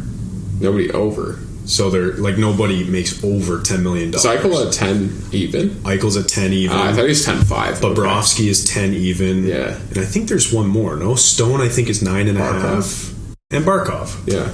Yeah. I was looking at that today. But again, like, this is something that we talked about a few weeks ago on the podcast, because every time this gets brought up, it's like, percentage of the cap, and it's like, okay, actually, most years, someone who makes over $10 million wins. And also, too, I saw, Alan Walsh, the famous, the agent provocateur, is the podcast that he does. Yeah. But he posted on his Instagram story that back in 2002, before the hard cap was introduced, Joe Sakic was making $17 million a year. Guys were making a lot of money back then. That's insane. Yeah. So it was a lot of money. A lot of money then. But anyways, I hate to give the boring answer on Nylander, but it just depends. It just depends. Yeah. No, I feel it. And I think they are so tied that I understand where you're coming from, because you can't have one without knowing what happens to the other. Exactly. So I get that. Yeah, and I guess the other factor in there, just to quickly wrap up on that point, is also like maybe that's just the guy that you ultimately decide is the one that needs to go if you want to change the complexion of your team. So maybe you're not even left to make that decision. Maybe you just decide whether it's, well, I wouldn't say you just don't resign him, but if you decide we're going to move on from somebody, then maybe that's the guy. It's a lot easier to make that decision with a guy like Nylander as opposed to a guy like Matthews. And really, like, you can't move John Tavares. No. So it's between Nylander and Marner. Yeah. One of those guys kills penalties, plays both ways, gets more points. Yeah, the argument, I guess, would be just, one of them was better in the playoffs this year. Exactly. Which was 88. Yep. But, and the year before, and the year before that. Yeah. But also one of them's out for the Selkies. So. Yep. Yeah, exactly. I'm a Nylander guy, so I don't want to bring my bias into this at all, but I know who I would trade if I had to pick one of the core 4, even though there are great reasons to keep all the players on the team. But, okay, a few more things, and then we'll wrap up, because this is going to be a long one, by the way. We are giving the people the Leafs content. Lots to talk about. I mean, I have a quick answer coming up for our next topic, so we'll get to this one first. Okay, perfect. So we're going to talk about free agents, who stays and who goes, and perhaps a contract prediction if you feel comfortable, if you have an idea in mind. So I have a bunch of names here, players who played for the Maple Leafs this year. We're just going to speed round, roll through them. You say if they're going to stay or go, and then if you want, give me a contract prediction as well. Sure. Number 1, Noel Acciari. Stays, and I think you want to lock him up for a reasonable term. I'd go 3 years at $2 million or less. I like that a lot. That's like locking him into a deal similar to the Yarncroke deal. Yep. A versatile player, can play up and down your lineup, plays with pace and physicality. Noel Acciari was like the perfect deadline ad. And he'll be pretty cheap, so I really like that. I also think he stays. Great. Zach Aston-Reese. You know what? I thought he did a good job in the role that he was tasked with this year, so I think I'd keep him around. I don't mind him. I'd probably keep him around on a 1-year deal, maybe a 2-year. at $1 million or less. Yeah, I also agree with that. I think he was a versatile player who can play on that bottom line. Again, another player with pace and physicality, but he's probably not going to be in the lineup every single night. And you want to keep him out of the lineup some nights to make room for other younger players who are perhaps trying to break in. So I would keep him around if the number is pretty low, again, about $1 million or less, because you have to factor that in. Do you want to be paying a player, over $1 million if they're going to be out of the lineup? Probably not. Yeah. Michael Bunting. This is an interesting one. The big fish on here. This is another guy who I feel differently about than I did at the start of the season. I ultimately, I guess, to not have a cliffhanger here, I ultimately think he's played his way out. And not for any particular reason other than just he's put up back-to-back 50-point seasons. Good player. He's going to ask for probably $5+ million. I don't think he's worth that. I think he's probably better somewhere around $4. Yeah. But I think somebody will give him that, and I just don't think that fits into the Leafs cap structure as it's designed right now, or as it appears to be designed. So I think he's just a guy that, unfortunately, barring some sort of change in how I perceive his free agency prospects to look, I don't think it's going to work out.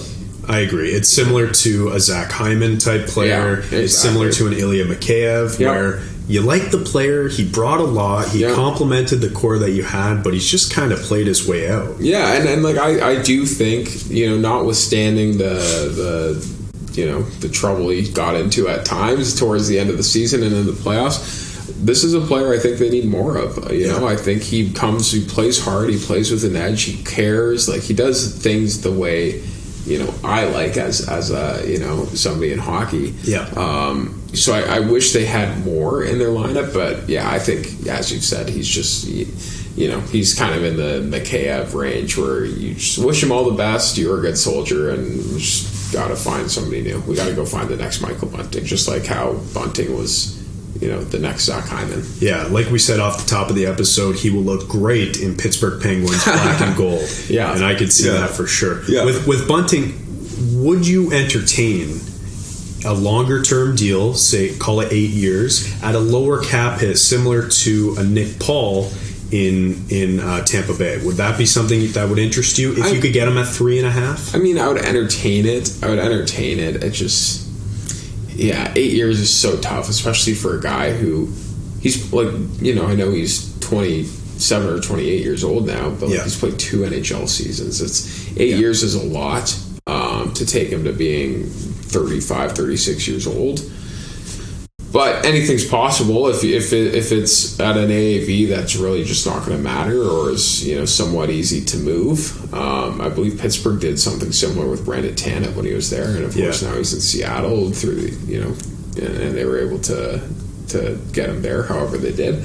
Or Nick Paul. So I would certainly look at it and take it seriously. It's just that's not my preference. Right. Just brought it up because that's been in the rumor mill. So. Next on the list, David Kampf. Stay or go? I really like David Kampf. I think he's a good skater. He's a good bottom six player. Does things the right way. So I would do everything I can to keep him. But again, this is a guy who doesn't score. He doesn't bring any offense. I think he's just he's a penalty killer depth guy. So nothing crazy. I would try and go 2, maybe extend it to 3 years. Something at, again, $2 million or less. I think Kampf goes. I think on the open market, someone's going to pay him a lot. As a defensive center, I just don't know if the Leafs are going to be able to stomach how much he would cost as...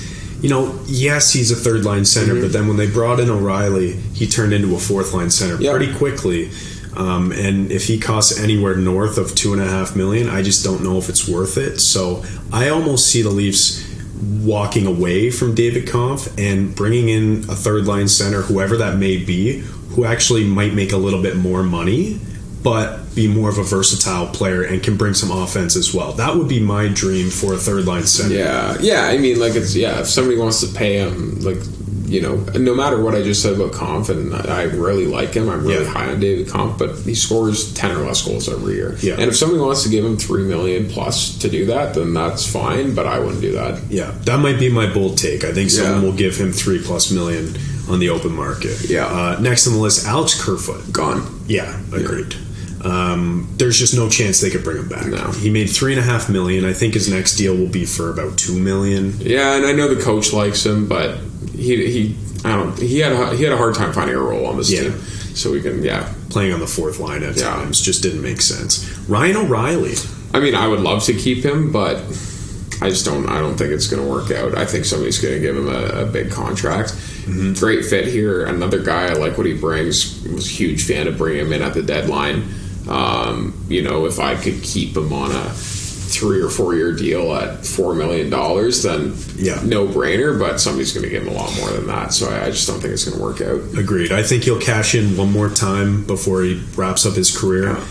Could even be in St. Louis. Yeah. I don't know. Like St. Louis, I think they're in the midst of a retool right now. I don't know if he fits that. Yeah. But I think he could get upwards of like $6 million on his next deal. I agree. Because he was pretty useful for the Maple Leafs when he was here. So I think he priced his way out, unfortunately. Wayne Simmons. Gone. Yeah, not in the NHL. Yeah, retired. Eric Gustafsson. Probably gone as well. Yeah, I think so too. It's a bit of a shame because that was the player that you traded Rasmus Sandin for. Yeah. But as we all know, you did it for the first round pick. Yeah. And he's fine. Like if they decided to keep him around, that's fine. It's just like, keep him around on a 1 or 2 year deal at a reasonable cost. But I don't know. He was their 8th defenseman going to the playoffs. I don't think they're dying to keep him around. Which is kind of crazy, though, by the way, because he had more points in the regular season than Morgan Rielly. I know. But then you see him, and it's just like he's very one dimensional. Yeah. But again, like if they kept him around, like hey, there's certainly no harm with having 0.5 points per game defenseman as your 6th, 7th, 8th guy. So in your back pocket. Yeah, like I wouldn't mind keeping around, but. Yeah, anyways. I think someone probably pays him, not a lot, but like more than the Leafs would want to pay him as their 7th. Agreed. Justin Hall. I think he's gone too. Yeah, I can't believe Justin Hall has lasted this long in this market, to be honest. Yeah, I was surprised as well, but he's taken enough heat. I'll spare him. Yeah, I know he's a good guy too in the locker room. Yeah. All the guys love him. Yeah. He seems to be a real glue guy, but it just doesn't make sense to keep him. Yeah, I've honestly been a bit of a Hall defender where I don't think he's as bad as people think he is, and clearly the coach has quite a bit of trust in him, but these playoffs were not good. Even those of us who may be a little more like neutral on him, it was not good. When he plays up in the lineup, it's very evident that he should not be playing against top competition. Play him on the third pair, that's fine, but I think he's done in the market. Luke Schenn. I liked Luke Schenn. I liked what he brought. I would do everything I can to keep him around. But again, big cognizant of the fact that this is, notwithstanding how he played with Morgan Rielly, he's not the guy who's going to play on your top pairing all year. No. He knows that too. He's at the point of his career where he's moved around a lot. Hopefully he wants to settle down a little bit.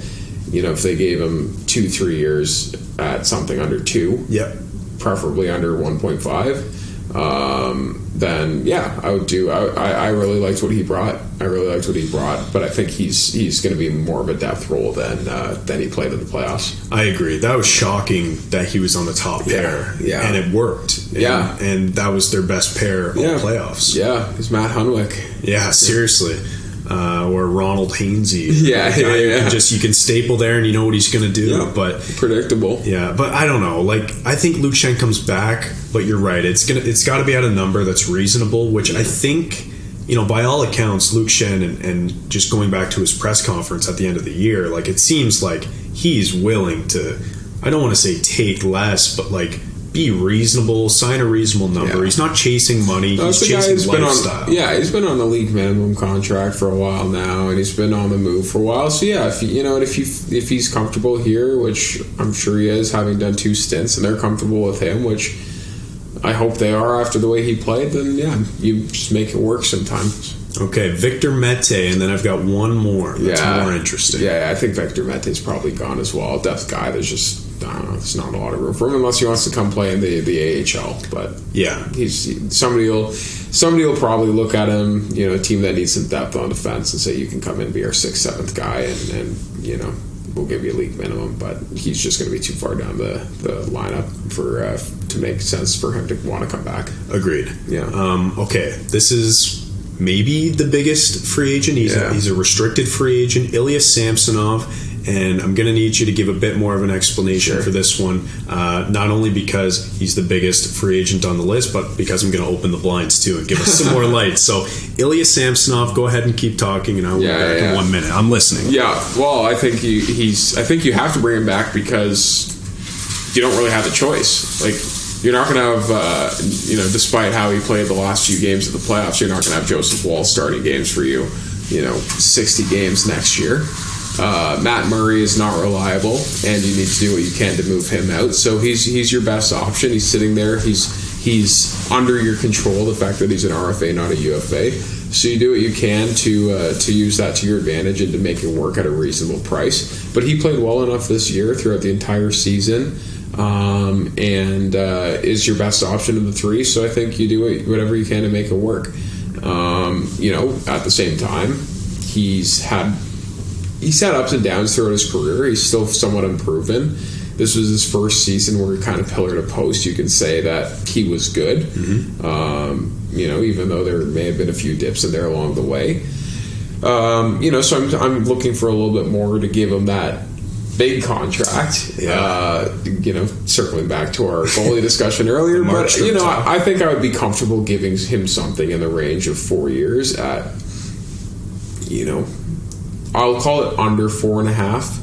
Okay. Under 4.5, preferably under 4. Yeah. I think it's around 4. I think it's around 4. I think if it starts with a 4, I'll be a little nervous going into the season.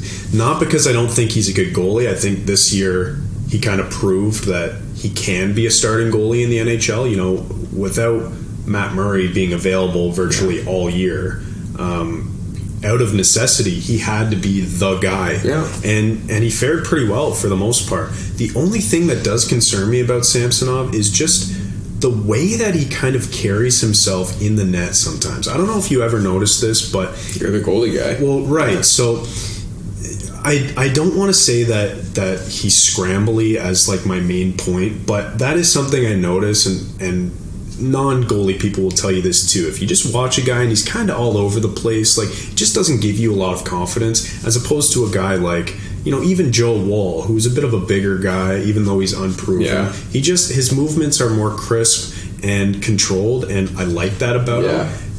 At the same time, though, Samsonov is a very explosive goalie, and he's able to make that acrobatic save if you need it. But that wasn't even my main point. Yeah. My main point is that sometimes when I watch him, like, the way that he favors certain areas of his body when he gets up, like after a play where he's stretching, or plays where he makes a difficult save, or there's traffic incoming, or there's contact made, I just don't love it. It almost looks like he plays up every interaction, and this is just me as a fan watching, and I have no evidence of anything to back up what my eyes are seeing, but it just didn't give me a ton of confidence compared to when I watch other goalies, even smaller goalies who play a similar style, who are explosive and kind of scrambly in the crease. Like, he just doesn't give me a ton of confidence in the net. Not taking anything away from him. He had a great season, but I would just be nervous going with a contract that starts with $4 million. I mean, would I feel 100% comfortable? No, I wouldn't.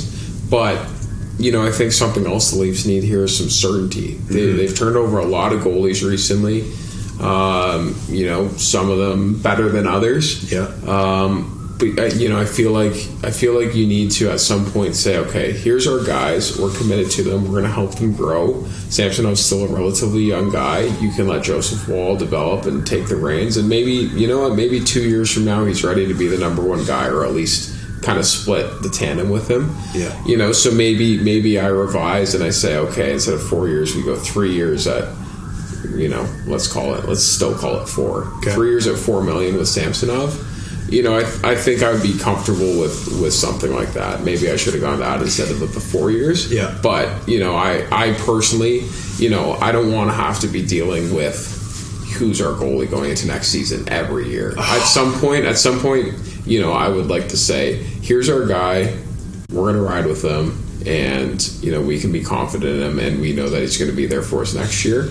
And I feel like he's through one season, earned that respect at not a super long-term deal. Yeah. But that's just my thoughts. That makes a lot of sense, because that conversation about the uncertainty in net is exhausting. Yeah. It's been going on for the last 4 years or so, dating back to when Freddie Anderson was the guy. But even then, it was like, okay, who's his backup? Yeah. Is it Curtis McElhaney, who was probably the best one until Jack Campbell? Yeah. Because in between, it was like Calvin Pickard and like Garrett Sparks, and they had a bunch of guys. So that never gave me much confidence. And then Jack Campbell, Peter Mrazek, obviously, neither of those really worked out. Yeah, and at the same time with this too, it's like we'll put Matt Murray to the side for a sec, because I don't think there's much desire to bring him back. No. But Wall has made really good strides, especially lately. He's looked good when he's had to go in, but he's also so unproven. And so, I would also feel nervous as I would be if I'm going 4 years at, let's say, north of $4 million to Samsonov. I'd also be nervous going in at a real short-term deal, like 1 or 2 years, and, also having Joseph Wall, because there's a chance that, maybe neither of them is the guy, right? Yeah, but, definitely. Anyways, that's definitely going to be the most interesting one. So for sure. And last year, when we did this podcast talking about our ideal offseason for the Maple Leafs, we had a lengthy discussion about goaltending options via trade. John Gibson was the name that came up quite a bit. And he is still in trade rumors. He has officially requested a trade out of Anaheim. And 2 other goalies are also being rumored or being thrown into the trade rumor mill, specifically at the draft that's coming up. Connor Hellebuck is a name that I've seen a ton, and Thatcher Demko is a name that I've seen a ton, as well as Carter Hart, which, by the way, we haven't been checking our phones. That deal might be done. Yeah. So there are a few names out there. Are there any names of those guys who interest you in terms of bringing in a goaltender via trade? Do you think that's even an option for Not the that Leafs? I can think of off the top of my head. I feel like there was a lot of momentum in that direction last year, just because of the fact that Campbell was leaving, Mrazek was not great, which is a bit of a understatement. But right now I think you have a guy who, notwithstanding him not having a contract, he's under your control. Joseph Wall has looked the part. So I think there's enough confidence there where I wouldn't be so keen to look around and give up $1 million assets to pluck a guy out of who knows where.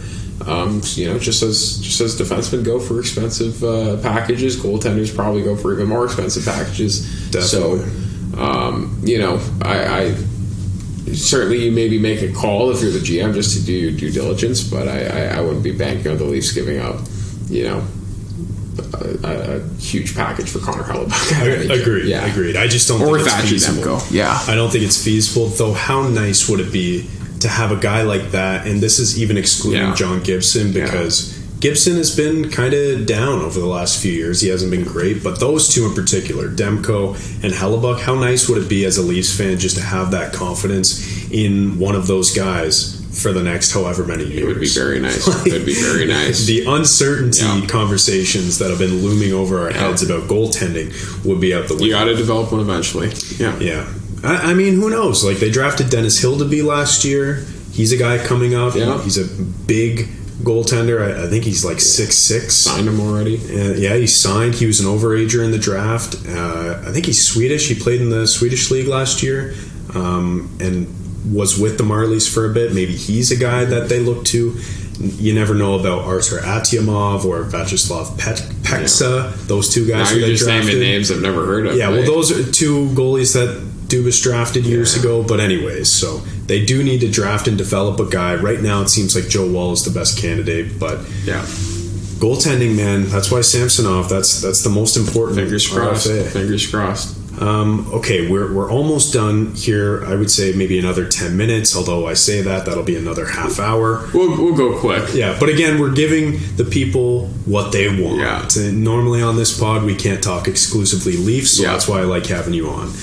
My next topic I wanted to talk about is just a few players who are ready to play in the NHL, who are in the Leafs system, or players who you think might be close. So I have a list here. All I want you to do is tell me whether or not they play NHL games next year, and if so, if they're a regular. I'm actually going to change this up a little bit. Okay, what do you want to...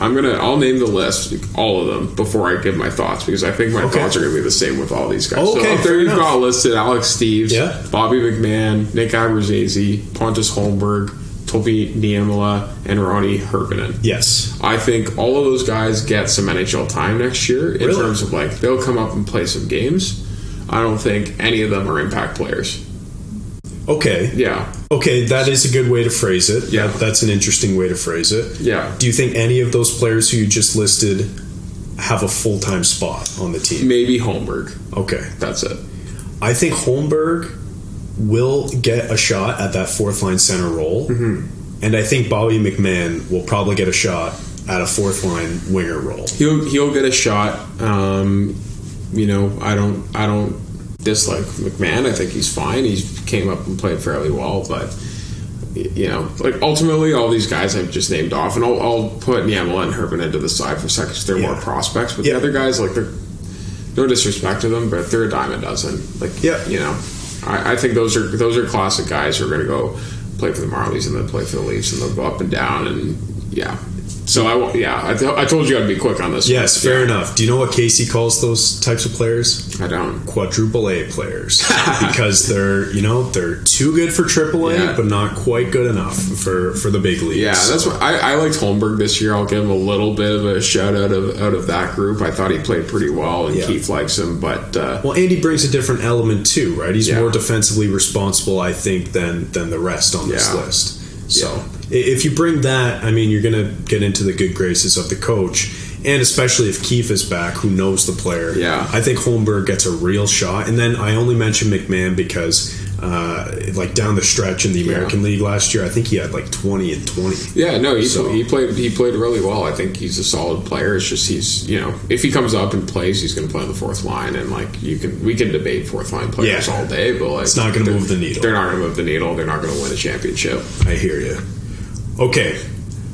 Second last topic here. The last topic is going to be just you putting together your ideal lines for game one of next season. But before we do that, I have a list of UFA players. Yeah. And I've highlighted a few that I think could be interesting for the Leafs at the right price. I'm just going to read them quick because there's a ton of names. Sure. All I want you to tell me is whether you're interested or not. Yeah. If you are interested, tell me if it's feasible or not. Yeah. Okay. First on the list, Alex Killorn. Yeah, interested. He's a winner. I would say it's feasible, but I do think somebody's going to pay him a lot of money. So, you can try it, but I don't think it's going to happen. Yeah, agreed. I think he'll get too much money. Similar to Palat. Even though Palat, I think, was the better player, Killorn will get some money. Yeah. Patrick Kane, does that interest you? That's a fun one. Oh yeah, obviously this story will interest me, but he can make way too much money, and now he's coming off of hip surgery that's going to keep him out 4 to 6 months. So I'm going to say you make the call just because you make the call. Yeah, but it's not going to happen. Yeah, agreed. Yeah, Max Domi. Interesting. He's a guy who's been around a lot. I think he's. Yeah, I would be interested if it's the right number. I think he's the type of guy that he would look good on your third line, but he's got to be realistic about what he's worth. He's not the 70-point Max Domi anymore. I think he knows that. He's been on the move every deadline for the last number of years. So yeah, I'd make that call. He looked great in Dallas. I think maybe Dallas tries to keep him. I don't know what they do there, but I feel like he really found his game there. JT Compher. Yeah, I like JT Compher. I'd be interested as well. Same type of thing with Alex Killorn. I think he's a guy he's won. Seems like a guy who can play up and down the lineup. A little more responsibility this year in Colorado, but will somebody pay him? I think he's less likely to get paid big numbers than Killorn, but I still think he might be a little bit outside your wheelhouse. Yeah. Okay, Tarasenko. Same. I think somebody will give him a lot of money. I think they don't have room for Tarasenko. Yeah, agreed. Yeah. I don't even think he fits. No, I don't think he fits, and I don't think he's played amazing the last number of years anyway. So, yeah.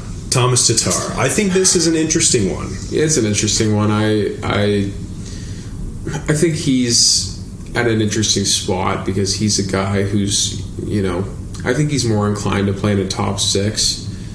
I don't think he can anymore. So yeah, and what's he going to want? Hopefully he's more realistic in terms of what he wants now, because I don't think he's not the guy that he once was. I'll be honest, I've never been a huge Thomas Tatar fan. Okay. Yeah. Fair enough. Yeah. Jason Zucker. Yep, I like Jason Zucker. Good player. Brings something a little different. Plays up and down your lineup. Getting up there in age, though, that's the only concern. Getting up there in age, but yeah, good player. Ivan Barbashev? Really like Ivan Barbashev. But I also think a lot of other people really like Ivan Barbashev. Especially after this playoff. He hits, he works hard, he brings a different element. He's not going to obviously put up a ton of offense, but I liked him in St. Louis and I like him in Vegas. So I would absolutely be looking at bringing him in. Yeah, and then you get the whole trio there if they're able to keep Achari and O'Reilly as well. The whole trio from St. Louis. Eric Holla, this is a player who Casey really likes in New Jersey. So I think he's a good depth player. I think he was a little bit miscast in Boston, which is an understatement. But yeah, I liked what he brought in New Jersey this year. He's an interesting case because I don't know how much the league values him in terms of is somebody going to give him a lot of money. My suspicion is no. Agreed. So, I think he's a candidate for somebody who should David Kampf walk, who could be your third line center. But as I keep coming back to, the cost has to be reasonable here. So, yes, I'm interested in Eric Holla. Okay. Corey Perry has been linked to the Leafs for the last, 3-4 years. Now a UFA again. Does it finally happen? I would love that. I think he's just so effective, even still in this different role than what he's been earlier in his career. I think if he wants to come in and play on your fourth line at $1 million and punch guys in the face and cross check and do all the things that have pissed Leaf fans off whenever we've had to see him in the playoffs, then absolutely there's just always a spot for Corey Perry on my team. Yeah, you could sit him 70 out of the 82 games and just play him the last 10 to ramp up for the playoffs, and he would be just as effective, if not more effective. Agreed. Every time the Leafs have played Tampa Bay and he's in the lineup, especially thinking of the last 2 playoff series, I am still just surprised at how much jam he has left, honestly.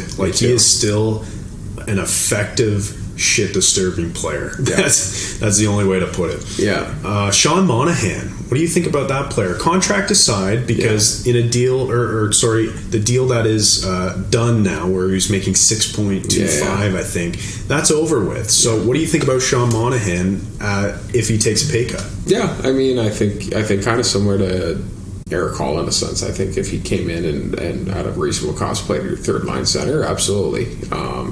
I think somebody will value him higher than an Eric Hall just because he's had a better career. But this is somebody I think he's in a very different role than he was in Calgary, especially 5 years ago.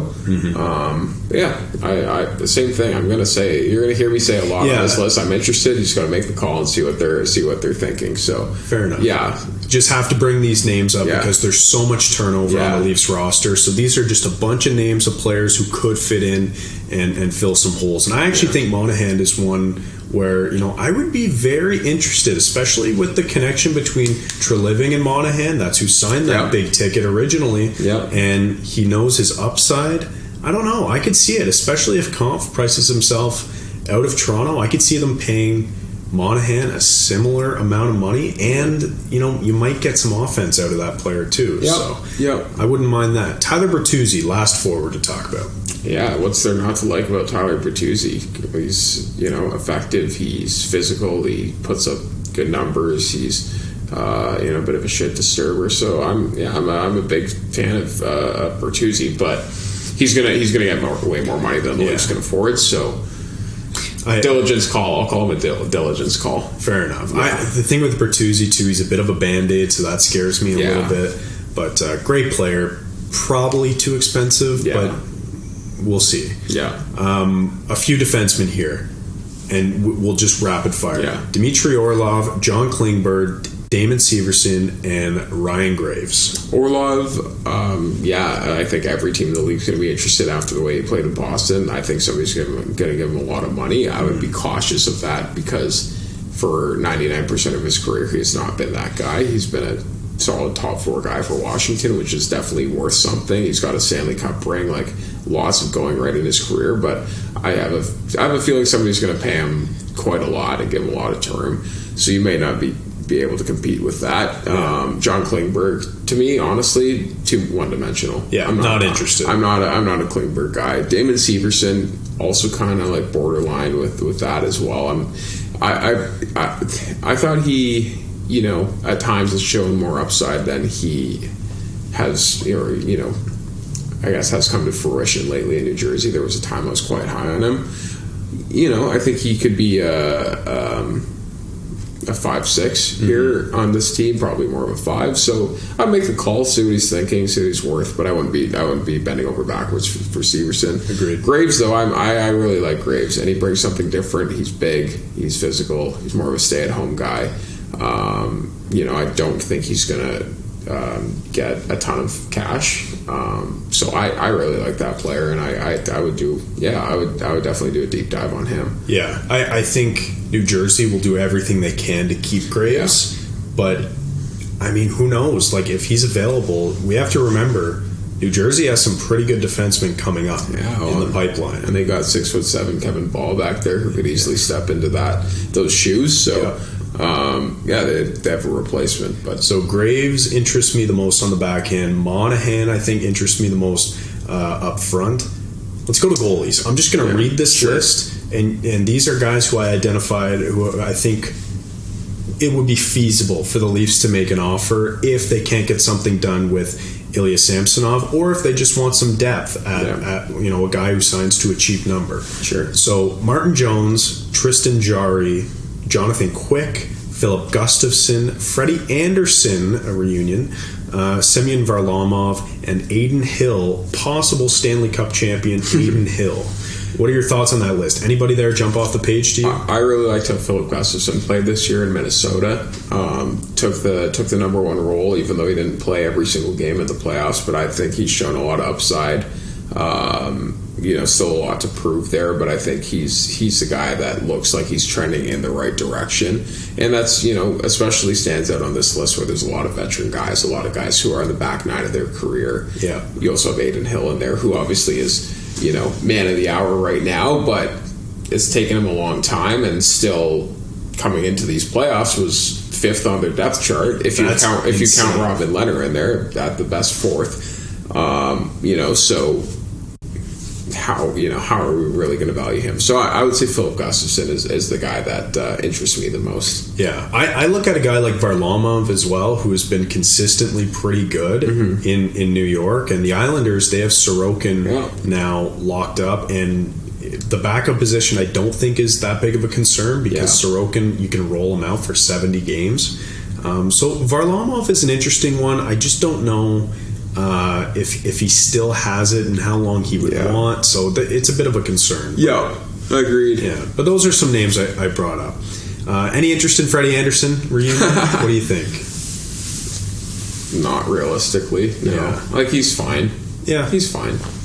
He's a bit of a Band-Aid. But like, if my choice is keep Samsonov and have Ball back up or bring back Freddie Anderson, I think I'm going with the former.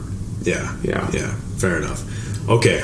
Last question. We're going to wrap up this podcast. We've gone for over 2 hours, John. This isn't crazy. Jeez, this is a marathon. Didn't even look at my watch. I hope you didn't plan anything tonight. Because just dinner. I said oh, shit. Should have done that before. I know. Should have known if we were talking Leafs, we'd be going all night. It's all good. It's all good. But just wrapping up here, we're talking about, or we're going to talk about the lineup on day 1 of next season. Okay, I'm just looking at it now. These are the players that they have signed. Up front, Matthew Nyes, Austin Matthews, William Nylander. I have that as my top line. Nick Robertson, John Tavares, and Mitch Marner. I have that as my second line. Then you've got Yarncroke and Lafferty also signed in the forward group. And then you've got 4 starting spots. I would call it the 3C spot, the third line right wing spot, and then 2 fourth line spots that are kind of just open and free right now for someone to take or for a player to slot in if you sign them. On the back end, I've got Riley Brody, McCabe Liljegren, Gio, and Timmins. Obviously, that's not to mention Luke Shen, who we both believe will be re-signing, but you probably want to push Timmins down, and Giordano may or may not retire this offseason. That's what Nick Kyprios has been saying. So, again, take it with a grain of salt, but who knows how much Giordano has left in the tank at 40 years old. And then on the back end, obviously, we've talked about the goaltending situation. Samsonov, if he doesn't come back, you've got Wool and Murray. So just looking at that lineup right now, what do you think happens for opening night? What would your prediction be? Yeah, I think we won't spend a ton of time on D and goalies here because I think we've hashed that out already. I think Samsonov comes back in net, and Samsonov, Waller, you guys. Yeah. I think Luke Shen resigns, and there's your 7. So I'll spend most of the time on the forwards here. First thing I'll say is I don't think Robertson is your second line left winger. Okay. I think he's either pushed down the lineup or possibly not even in the lineup. So that is my first comment. I think Yarncroke probably for me is slotted, at least right now, into that top 6. Okay, well, let me stop you. Yeah. What do you do with Robertson then? What's the plan? I think you give him every chance to make this team. I think he's shown flashes of that, but he's very injury prone. He's had trouble at times finding a role. And so I think, as I said, you give him the chance, but I think you also have to look to the free agency market to see if there's anything that may be more of an upgrade. In terms of glaring holes, I think Holmberg is somewhere on there as the one guy from the depth chart, probably a 4th line center. I think as your 3rd line center, as I've expressed, my preference is to bring back David Kampf. I think he's good in that role, and that's obviously assuming that you can't bring back a Ryan O'Reilly or that type. So you bring back a Kampf, or Eric Kalla maybe fits into that role as well. That's probably what I'm looking at for that 3rd line center. Okay. 4th line left wing, I think an Aston Reese is good enough to re-sign to put in there. So that's probably who I'm leaning towards. In terms of, I guess, a 3rd line right wing and maybe even a 3rd line left wing. Yeah. That's where there's some decisions to be made here. Yeah. I don't know, like what are your thoughts on those? Well, you're losing Kerfoot more than likely, and he was a guy who typically played on that 3rd line on one of the wings. I mean, you've got Noel Acciari, who we haven't mentioned. So we haven't mentioned him. Who fits in. So Acciari would be in my one of the 3rd line left. Assuming he comes back, and that's what we're hoping. But I still think there's room out there if they can make it fit under the cap to sign a player to play middle 6, whether he's on the wing or down the middle, who makes between $4 and $5 million. I think that could reasonably work. 4 and 5 may be a little bit rich. I guess it depends again on the big elephant in the room of what your cap situation looks like. Right. But yeah, I absolutely think you dip into the free agency market. I would love to see Acciari back, as we've said, on one of those spots. But yeah, you have some room to look around, and maybe you do give somebody $4 million, and maybe it's maybe Killorn doesn't get 5 or 6, maybe he gets 4. That's the one name, or maybe it's a Max Domi who comes in at $3 million, $3.5 million and plays there. So I think you've got those options, regardless of who fills out those roles. 3rd and 4th line guys, of course, are pretty interchangeable. To me, I think the important takeaway, notwithstanding the frustrating way the playoffs lost, is that you need multiple dimensions on a team to win. Yes. The 2 teams that are in the playoffs that are in the final right now have gotten there by winning in multiple ways, whether it's lock it down and rely on your goalie, or to outscore the other opponent at times, to use speed, to use physicality. I think versatile teams win championships. Definitely. And so whoever you bring in, I would emulate the moves that, if we want to talk about Kyle Dubas' legacy, I would try and emulate some of the moves he made around the deadline where he recognized the need to add some spice to this lineup. Yeah. This year you're talking about. This coming year. I would continue with that. Ultimately we'll see too what happens with the big guys in there as well. But in terms of free agency, that's what I would do. Yeah, well, there are a lot of holes to fill, and obviously a lot is up in the air right now with the Maple Leafs. A lot of big decisions to be made by Brad Treliving. But yeah, there you have it. There's our ideal off season for Brad Treliving and the Maple Leafs. Thank you so much if you made it to the end for listening to episode 173 of the Boys in the Booth podcast. Thank you, Jon Kyriacou, for joining us, and we'll talk to you next week. Thanks so much. This has been another episode of Boys in the Booth with Harper Cody, Chad Melbourne, and Casey Abrams.